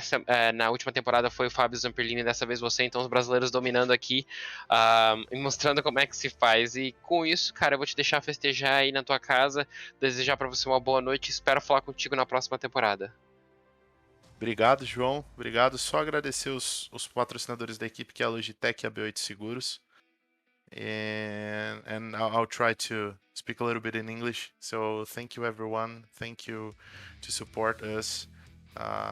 Thank you to all those guys who's watching. So I'm so happy. Congrats, Scott, for this league. I love to race here. So that's it. Thank you very much, guys. Well, there you go. That was Pedro de Oliveira. Obviously, our champion, our new reigning champion now. Fantastic result for him. Fantastic season for him. And now, Andrew, we'll go to, well, the translation of each and every single question and answer. Obviously, I had to talk to him about his race. It was obviously an amazing race for him in controlling the pace, managing the gap, managing the pressure. He said it was a complex race for him. The Ferrari wasn't a safe choice. He said that with the new BOP, the car wasn't really marrying, as we say in English. It wasn't really a perfect couple with car and track. So it was quite tricky, but on his hands, it was the faster car, so he decided to go for it. And he knew it was going to be a tough race because on Tuesday, the official practice session for the NARL was up, and Bryce was absolutely the faster driver around there. So he kind of got a little bit spooky, but managed to put in great laps in qualifying and managed to get pole position. When we talked about his season so far, what he done over the course of the season, he said that he was just avoiding absolutely everything that could, result in anything bad. So avoiding crashes, avoiding hard battles that, may have gotten out of hand. A lot of practice, and he said a lot of luck as well. Every single champion he mentioned needs luck at one point in time, and he got his luck throughout the season. So he's really, really happy. He was lucky to not get involved in any major crashes that ended his race quite early. And, well, even came here to the final round with one bad result to throw away, the burner round. And, well, his burner round was in 8th place. So, a fantastic race. And obviously, I asked him, what does this mean? Coming in the first season on NARL for you and for full-time esports. For him, he said it's good to win a championship once again. It has been a long time since he won a championship. He said that representing full-time esports is an even better thing, and winning a championship for them, it's great writing his name on the history of the team. Obviously, the team is brand new. It was launched this year, and he's already the 3rd drivers champion that they have on official, leagues. So it's quite nice for him, and obviously for the team, just writing their name on the iRacing platform. Full time is, as I mentioned before, it's a stock car team, on Brazilian stock car team, and a partner with Toyota Gazoo. So a really strong team who's just making more and more headlines on the virtual world. And absolutely, Tony Kanon's full-time racing has been fantastic. His full-time esports has been fantastic. It's all been really cool to watch the progression of throughout 2021 and beyond, I'm sure, for many great years for full-time racing and full-time esports here on the iRacing.com platform, and I'm sure other platforms as well. We're going to move things down to 2nd place finisher, I think, by surprise even to him, Matthew Dench for... I gotta get this right. Frog Leap Juiced Racing Team, I do believe. The number 283 looking good again. Matthew Dench, 2nd week in a row. Didn't think I'd be talking to you again, especially with about 5 minutes to go. You were looking like 4th, a little ways back of those two ahead. What happened on the final lap that you saw into Canada Corner? Just some last lap shenanigans. Wasn't close enough to see exactly what happened, but it opened up the door for 2nd place, so I can't complain too much. And obviously a fantastic season for you, but a few missteps. You got 3 wins in the season, but you're not up there battling for this championship. What do you do in 2022 to maybe take a new approach with a new team, Frog Leap Juiced Racing Team? What do you do maybe, what do you adjust potentially for next year? Might try and get a hold of another couple of coaching sessions in the off season. It was just little mistakes, just single mistakes in the race causing you spin here and there, and it's cost a couple of wins, unfortunately, but yeah. And it seems like this team of yours that you've recently joined has a pretty big presence. We're going to see some more teammates from Frog Leap with you in 2022 here in the North American Racing League? I don't think the timeline, like the time zones, work out too well for them for this race, unfortunately. Well, hey, even if we just have one beautiful bright blue car to look at, I think that will suffice. Congratulations, first of all, Matthew, on another fantastic season, and best of luck to you. I think that championship is on the way. Of course, it didn't happen last season. I hate to remind you of it this season as well, but it's got to be on the way at some point. Congratulations on another fantastic season, 3 wins to boot, and we cannot wait to see how 2022 goes for you. Yeah, definitely look forward to next season. Be doing the GT3s and the Porsche Cup as well, so it should be great fun. thank you so much for your time, buddy. Again, congratulations. We'll see you then. And man, I think, JP, the world is certainly looking up for Matthew Dench. It's a matter of how 2022 starts off for him. But I think, by all means, the number 283 should be in the conversation for races to come when we get back to racing here in 2022 with these guys. We do need to move things on down the line, though. A couple of drivers to speak with, and we're first going to bring in second-place finisher in amateur Pablo Ferretti. We're going to hand him over to JP Costa. So, Pablo, I mean, a fantastic race. Somehow you brought the McLaren into the silver. I mean, second place on a McLaren on a track like this that was dominated by Ferraris all throughout the day. I mean, how difficult is to drive this car around this racetrack? Well, it's critical. The McLaren is not gonna forgive you for any kind of mistake. So you need a lot of concentration. But I love this car, and I train really hard this week to keep it on track. Don't touch the grass on the turns. It's super twitchy on brakes. You need to brake just in the exact point. If you brake too late, it's gonna kill you. So it's hard to negotiate, but I'm really happy with the results. Well, I can certainly imagine. We talked to you around Silverstone. You know, you matched your best place finish of the season in second place. I mean, your season, obviously, you came into this round in sixth place. You're probably gonna jump a lot of people. I mean, how do you rate your season? How do you review your season so far? The biggest pain of this season was Watkins. I managed to get the P1 on the qualify, and I made a mistake. I lose the car all by myself on lap 2. I'm really fast on Watkins, so I was counting on a good result with that. Then comes Hungaroring, a new track for me, so I spent 2 weeks training and learning the track. And sadly, on lap 2, I get involved in an accident. A guy in front of us just spin on the chicane. I braked, the people behind me didn't brake and destroyed my McLaren. So it's racing. What can I say? You need a lot of luck too. It's not always be fast and secure, but depends on other people too. Yeah, 100%. That's something that, you know, Pedro de Oliveira, the pro champion, just touched upon. You know, you need luck sometimes to win a championship. Unfortunately, luck hasn't been on your side throughout the season. But, you know, coming into season 3, how do you rate your chances? How are you going to prepare differently from what you did in season 2? Well, I will try to bring my McLaren to all the tracks that I think is competitive. We will receive a lot of new drivers because it's gonna be separate from the pros now, so probably it's gonna be, I don't know, 40 or 40 something drivers. I know the guys from now, Diego, William, Benjamin, they are super fast, so probably it's gonna be harder than now, but well, if you wanna win, you need to sweat. Yeah, 100%. It's definitely not going to be easy. I guess we can crown you our McLaren champion maybe of the season. Andrew might be correcting me on that one, but I'm pretty sure you stuck with the McLaren throughout the season. You know, you persevered through it, and you brought the best results. I mean, on a tricky car, we know how difficult the McLaren is, but, you know, props to you. But before I let you go and let you celebrate the end of the season, who do you have to thank for your result here today? First of all, my family. My wife take care of the kids to bring me some time to train, and my team that's supporting me. They are not bothering me while I'm racing in the North American Racing League. So I'm really grateful for them. They help me to practice and show me some mistakes that I'm doing on the track. So they are an important part of this effort.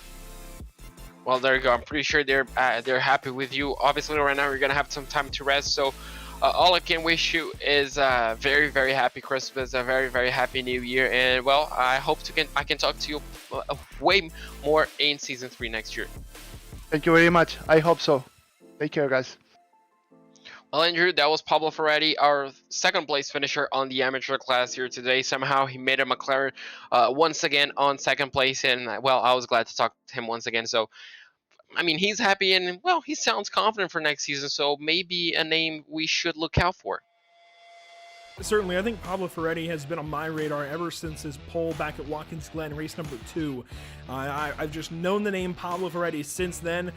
Watch out for this guy in amateur next season. If he's able to put 8 races together, Pablo Ferretti certainly will be in the talking points, in the rounds that we make around the amateur class in the North American Racing League. We're going to move on down to our, I think, expected champion for the amateur class, William Coffey. And boy, William, where to start? It was not a good day for the number 157. What happened in qualifying? Why were you so far back? And what happened in those early laps?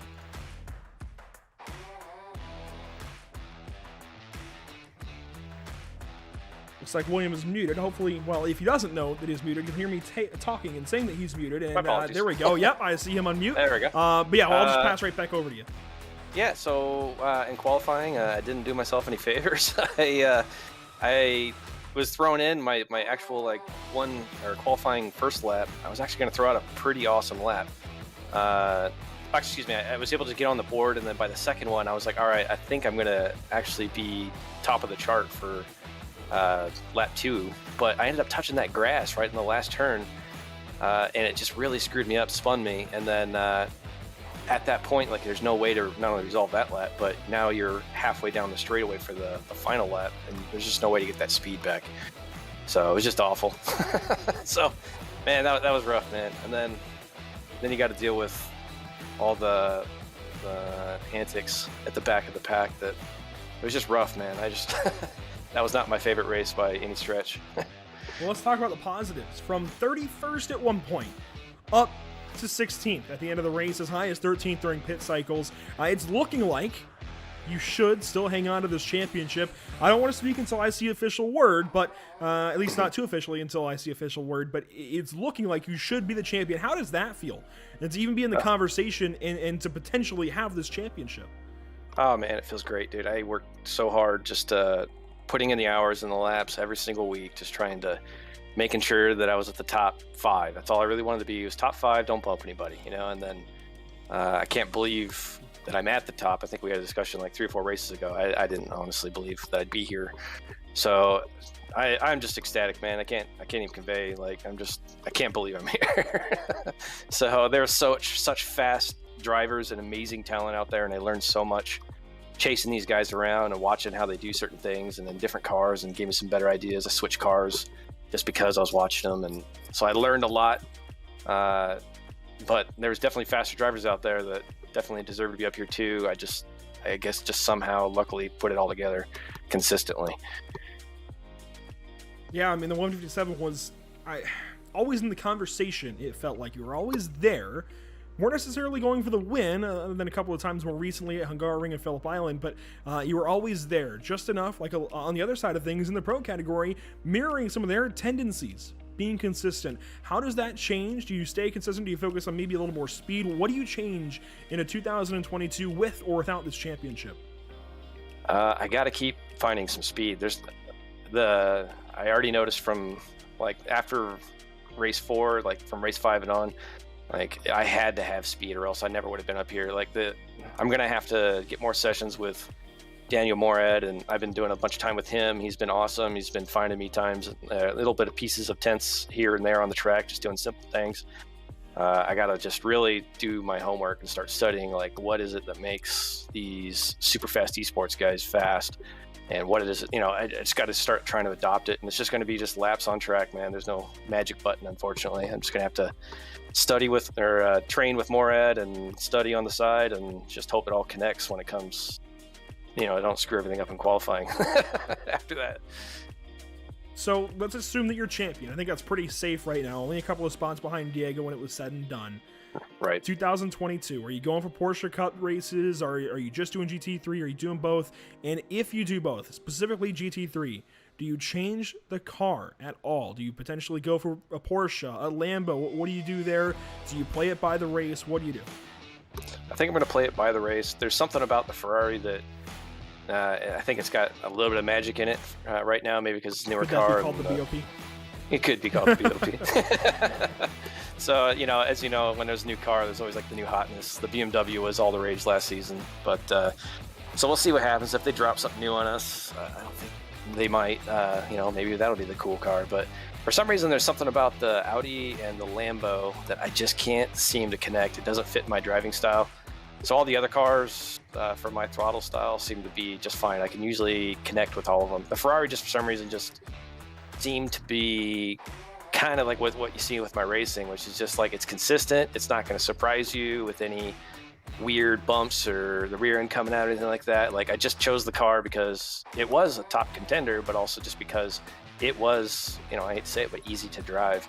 And watching all these races and these guys and their crazy fast cars, like the Audi was like, Audi or Lambo was crazy fast, but they had to connect every single lap. And if they screwed up one lap, all I had to do was just be there to capitalize, right? So Ferrari was just a game plan. It wasn't just the best car, but it was just the best car to be ready if there was an opportunity, And I've also noticed on the door, long shot esports brigade, or is that racing brigade? Regardless, long shot.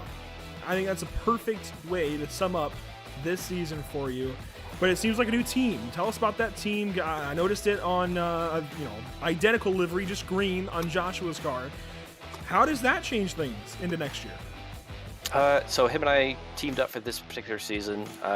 He is awesome for going out there, giving me good critiques, and just basically, he has like super fast race, and he has some races he struggles a little bit. But like I think when we get together, like we're very good at critiquing each other and just finding that speed here and there. So he agreed to, thank goodness for me, he agreed to be my teammate again for season 3. So we changed our name to Long Shot Racing Brigade, just because it just seemed like a cool thing, and we do feel like the long shot, So it was just like, if we make it cool, so it just kind of seemed to go with our driving styles, right? But yeah, we're gonna do the Porsche Cup together. We're gonna do the GT3 season together. He's a great partner to have, just because he is a fast guy. He can, and he's also just willing to be critical, Absolutely. It's always good to have an ally, somebody who can be critical and can give you pointers to keep progressing. So, again, congratulations. Fantastic season. Nice, consistent season. You did what you needed to do tonight as well. I think this is one of your shining moments of the season, so congratulations to pushing through all of the adversity today, especially being 31st so earlier on in this race. Congratulations, William Coffey, on a fantastic season, a projected championship, I think that's pretty safe, and a team championship as well. It was Rabbit Chase, now Long Shot. That is big. Congratulations, live it up, celebrate, but not too much. We gotta have you back in February. Yeah, I'll be here, soberish. All right, thank you guys so much. I appreciate everything you do, and it's just been an absolute blast of a season. You guys made it just that much better. Thank you so much. Hey, you did all the work out there with the wheel in your hands. Congratulations again. That's William Coffey in the number 157, and he's just narrowly beating out one Mr. Diego. And Diego drove a great race himself, maybe a little shy of what he needed today, but fantastic. Kept the car out of trouble, kept the car clean, JP, and that's why we're talking to him next. Yeah, exactly. I mean, a fantastic qualifying pace, but unfortunately the race did not come together. Tell us, Diego, what happened in the race? What happened in those first few laps of the race that unfortunately you couldn't really keep a strong lap time to retain that lead? Paulo, ¿podemos hablar español? Sí. Un poquito. Bom, vamos lá. Mi espanhol não é muito bueno, pero vamos tentar. My English too bad. Bom, vamos tentar então. Tu ritmo en qualifying es muy fuerte.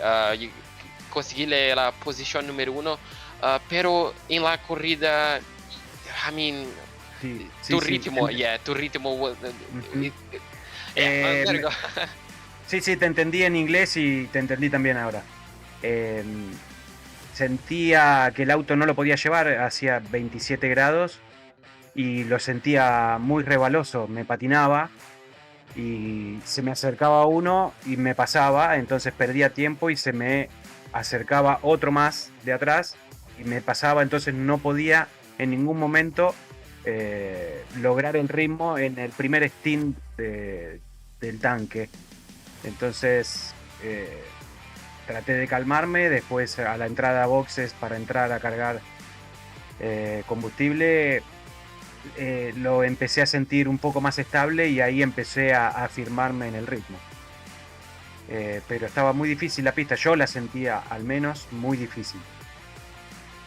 Y también esa dificultad con el ritmo, infelizmente le costó el campeonato. Obviamente tú terminaste en segundo lugar. E foi muito perto. William Coffey tive um terrível começo de corrida e tu estava lá na frente. Nós acreditamos que por um momento tu tienes uma chance de ganhar o campeonato na última corrida, pero infelizmente não aconteceu. Como tu se siente em relação a isso?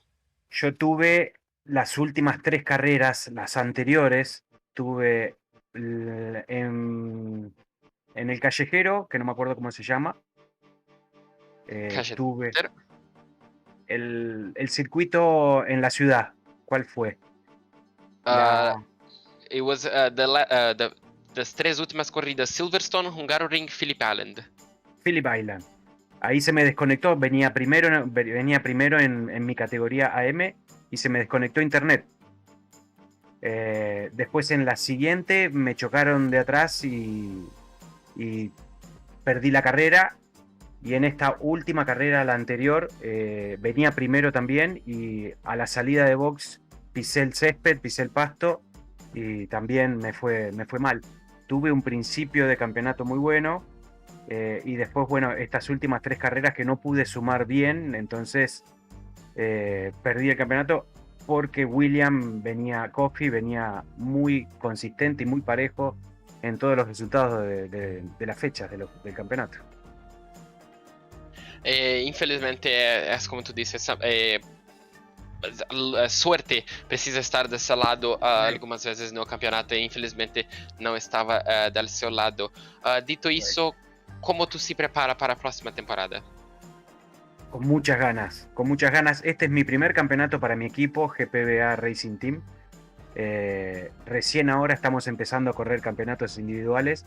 Venimos de un año que es el año en el que empezamos en pandemia. Venimos de un año de correr todas carreras endurance de larga duración. Este es mi primer campeonato como individual y en un campeonato privado. Y ya conseguir un subcampeonato me pone con muchísimas ganas para la temporada 3 de la GT3. Bom, Diego, eu sinto por você ficar tão perto do campeonato, mas infelizmente perdê-lo na última corrida. Obviamente, resultados serão confirmados nos próximos minutos, nas próximas horas. Pero muito bueno falar contigo novamente. Nós falamos em Watkins Glen, se não estou não estou errado, pero espero falar contigo próxima temporada mucho más. Ojalá, vamos a entrenar para eso, para estar ahí arriba tratando de pelear lo máximo posible. Exato, espero falar contigo na próxima temporada. Te desejo feliz Natal e feliz Ano Novo. Bien, ¿puedo agradecer? Oh, claro, por favor. Bien, dejarme agradecer a mi equipo GPBA Racing Team. Es un equipo nuevo que tiene un año. Somos 15, 16, 17 pilotos que estamos formándonos y aprendiendo mucho. Y hemos crecido mucho en este último año, que es el año de vida que tiene el equipo. Le quiero agradecer a Ramiro 10 por la gran oportunidad que me dio, por estar en este campeonato. Agradecerles a ustedes y a North American Racing League, que han hecho un campeonato fantástico, ideal. Y le quiero agradecer primero a mi spotter, Héctor Fiori, un fenómeno. Patito, que siempre me estuvo al lado mío en las últimas carreras, y a Augusto, que hace las transmisiones, y a todos los demás chicos del equipo, y a mis sponsors, que son Natural Sur, Piferno, La Porfía, Fungaski, Alfajores Jorgito, Municipalidad de Azul, Espero no olvidarme de algunos, sé que me estoy olvidando, pero bueno, un agradecimiento a todos ellos que hacen posible que estemos en este camino de inicio en eRacing y con muy buenas vistas para el futuro. Garanto que todos están muy felices con su resultado y nuevamente deseo para você y para tu familia felices festas de fin de año. Muchas gracias, igualmente, felices fiestas para todos. Well, Andrew, that was my take on Spanish. Wasn't the best. Diego can really vouch for that, but tried my best. And, well, I got a few informations off of him. First things first, obviously, he said the car was very tricky to drive with full fuel. I'm pretty sure he mentioned maybe the wind and the temperatures kind of, allowed the car to be more difficult for him. Obviously, he mentioned that he couldn't really get into a rhythm on the race due to, just losing positions. Every time you're battling someone, you cannot really lose that position or hold into that position without compromising a little bit of lap time. So in the first few laps, it was really, really tricky to do that. Obviously, when I mentioned his championship coming so close, he mentioned that on the past few rounds, he had problems with the internet, contact with other racing drivers, and unfortunately for that, kind of a lot of points took out of his hands for no fault of his own. So, but he mentioned, that's the way championships are. You need luck to win a championship, and obviously, unfortunately, luck wasn't on his side on these past 3 races. But obviously, he mentioned this was his first championship for his team. It's a brand new team. They started off in the pandemic, and it's his first personal championship as well. So, only room for improvement for here on out. And well, he's excited for next season. He's said he's gonna put up a lot of practice, a lot of practice to try and make something work. And well, for his first season as as a new member of his team in his first personal championship, I'm gonna say he did pretty well. Appreciate all of that, JP. We certainly do.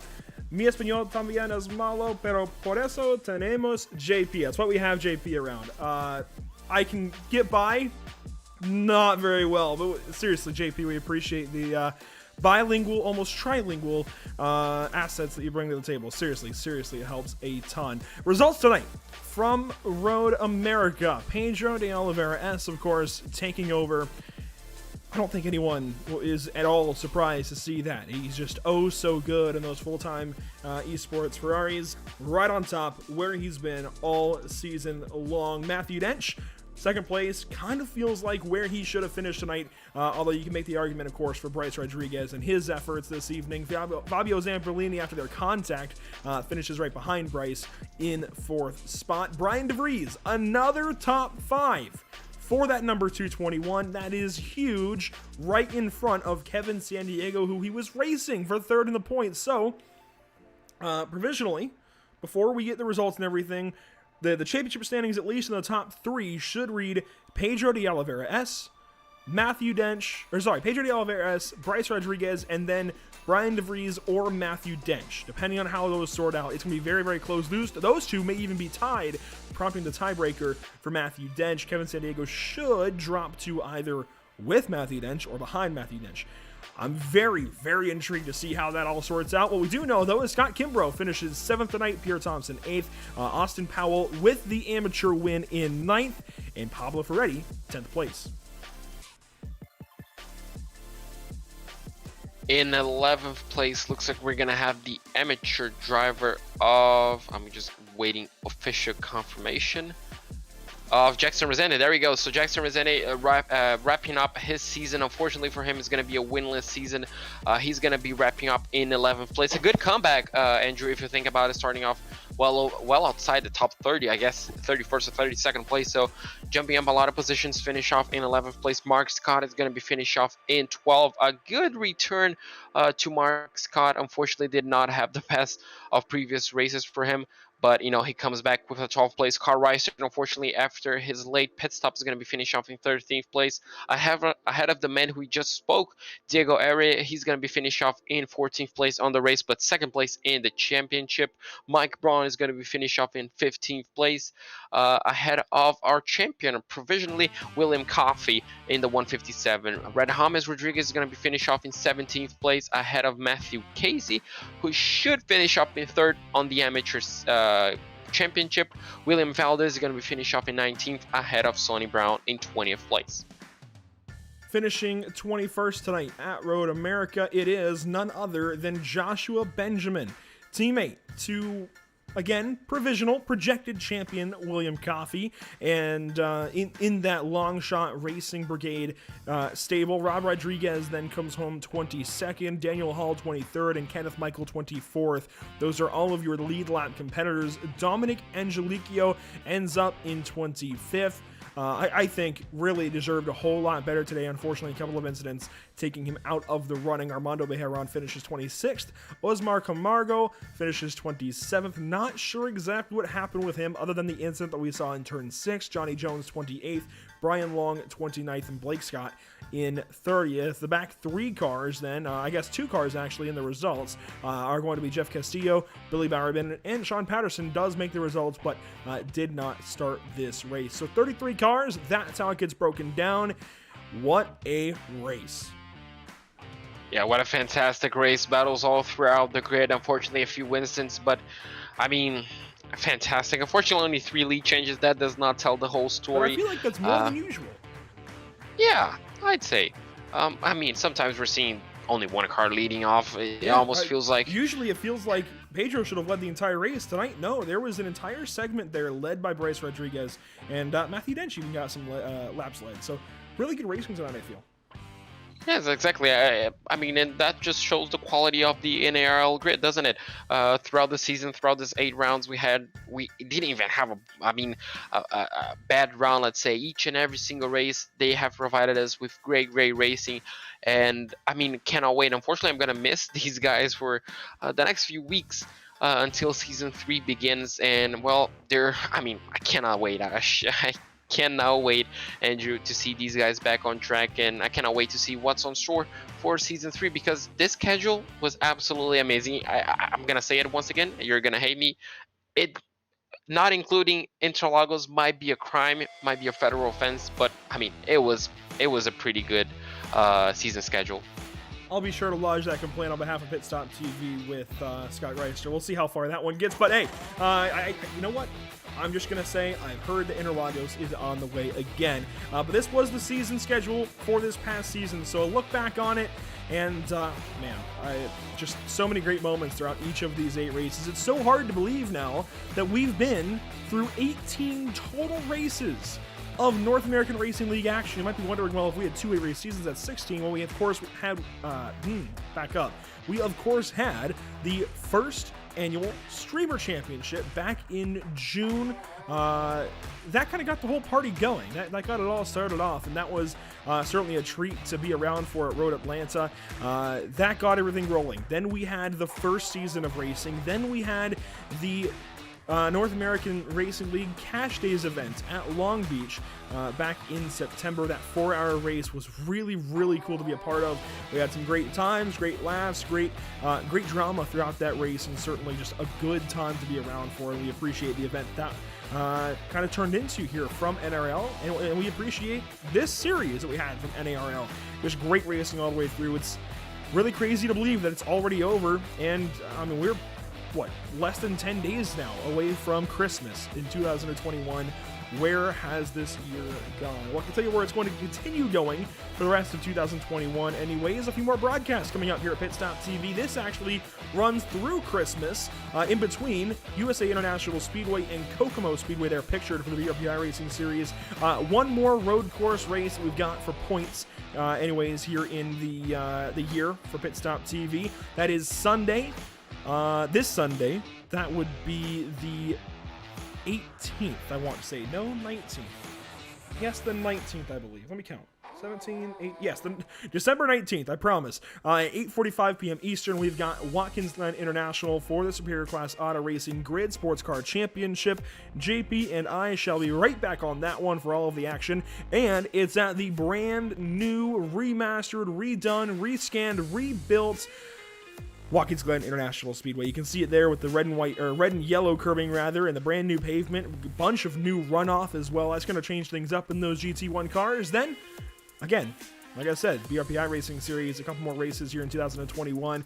USA International Speedway coming up this week. Then Kokomo Speedway on the far side of Christmas. That one, let's be honest, Christmas it could alter some plans, but that is scheduled for December the 27th. So watch out for that one. And then we might just have something just in time for New Year's. So keep an eye out for that as well. A few more plans, maybe one extra broadcast here in 2021 before it's all said and done.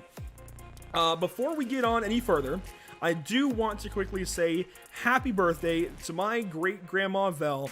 I won't say the age on here, but she has definitely lived her fair share of years on this earth, and she's around for one more. Cannot wait to see her again. That said, JP, we've got a few more a few more things to talk about, including social media, or maybe my grandma Vel can keep tabs with Pit Stop TV.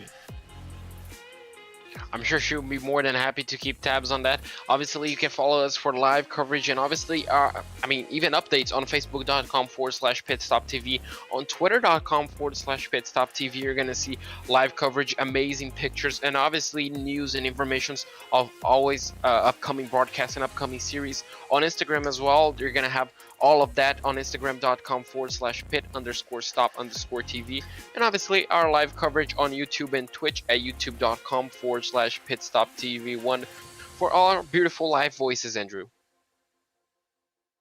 Yeah, and it's been a fun one. We have great content from, it's been a fun week. We have great content all the way back from BRP on Monday at the Cedar Lake Speedway. Caleb Gladney was there for that one.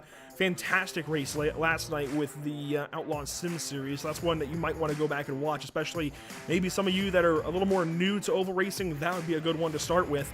Outlaw Sim Series championship race. We crowned a champion last night. Greg Holt won it, but not the way you might think. So seriously, go back and watch. It's worth it. That was a lot of fun, a lot of great highlights, a lot of great quotes from those drivers as well.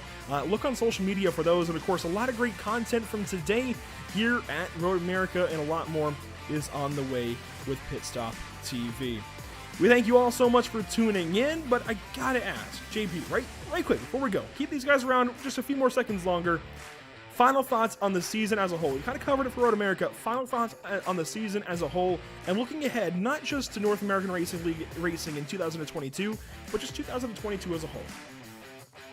I mean, it was a fantastic season, even though the results may not look like that on the pro side at least. You know, it was, I guess, in each and every single aspect better than season one. You know, we had more drivers fighting for podiums. I mean, we had not a closer fight for the title. The title was, I guess, well decided before this race, but I mean, it was a fantastic round. We had tons of drivers close by on points. This race may have changed a lot of positions, both from pro and amateur side, and well, I mean, that's something you really want to see on the finale of a championship. You know, positions being dealt with on the final round. You don't want something that's already settled in and gives these guys, you know, a new opportunity to fight for on the last round.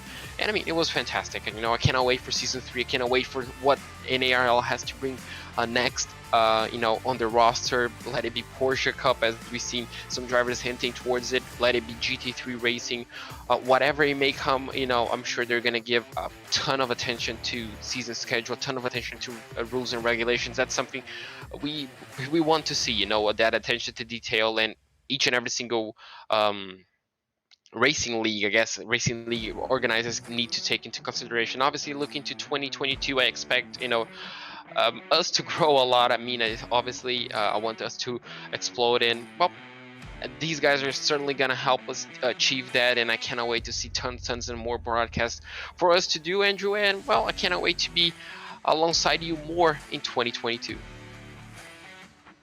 And as far as looking back on this year, just again, a big thank you to all of the partners involved in this series. Race Lab, Tim Livery, and JS Consulting. Fantastic jobs done by each and every one of them, and they are all so integral in this series, in this league. They all do so much. Again, the giveaway, the activation within the series from Race Lab, all of the liveries and graphic design from Tam Livery, and of course the app development and website development from JS Consulting. It's all so important, and it makes this league what it is. And of course, our partners here at Pit Stop TV, we can show them off both at once, right?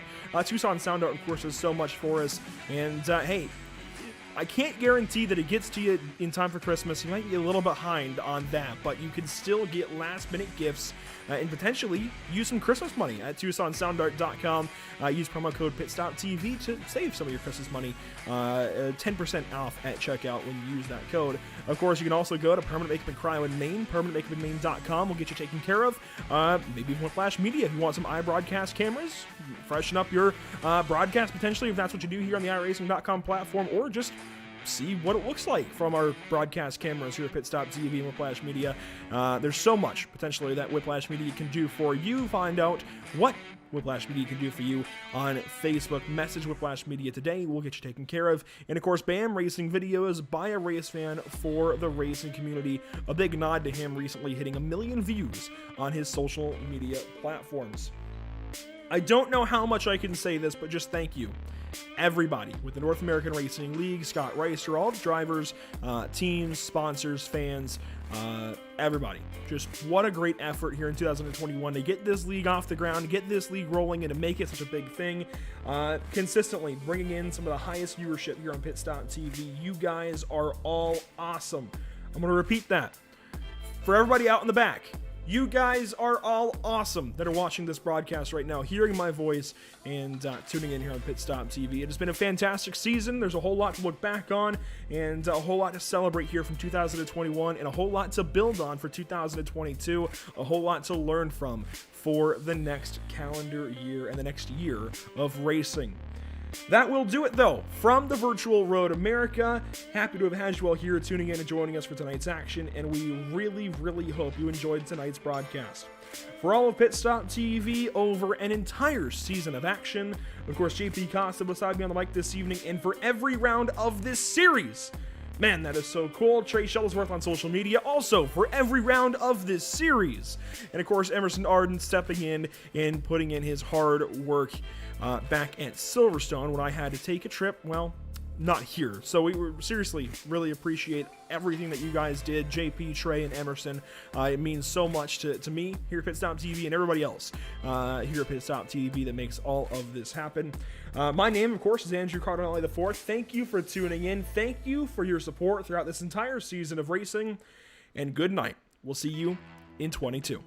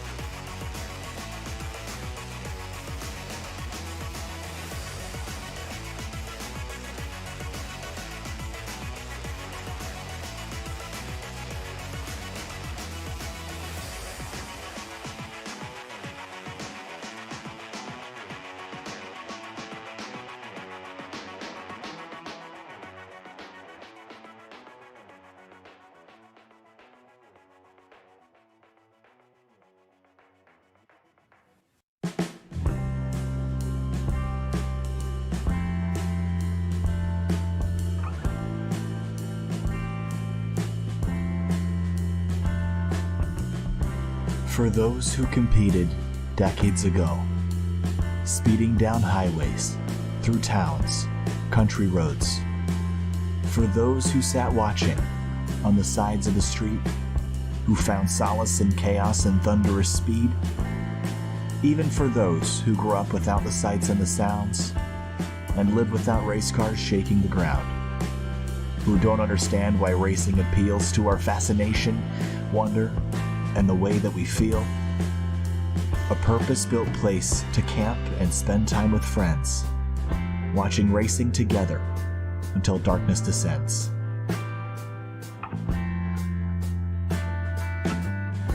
Though no longer do the streets rumble and roar, there's a place just for this, a park to explore. A road racing circuit before the assault. The 4 twisting, beautiful miles at Elkhart Lake, Wisconsin.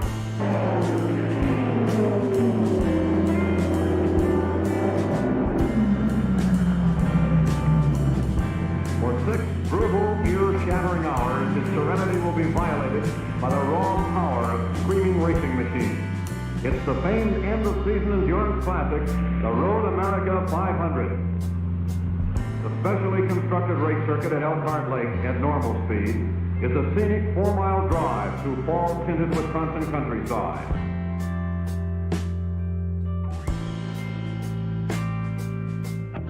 Hidden by forests near Elkhart Lake, not a path nor a trail, but a road meant to race. In a town too quiet, the refuge we seek, Road America, the racetrack, the national park of speed.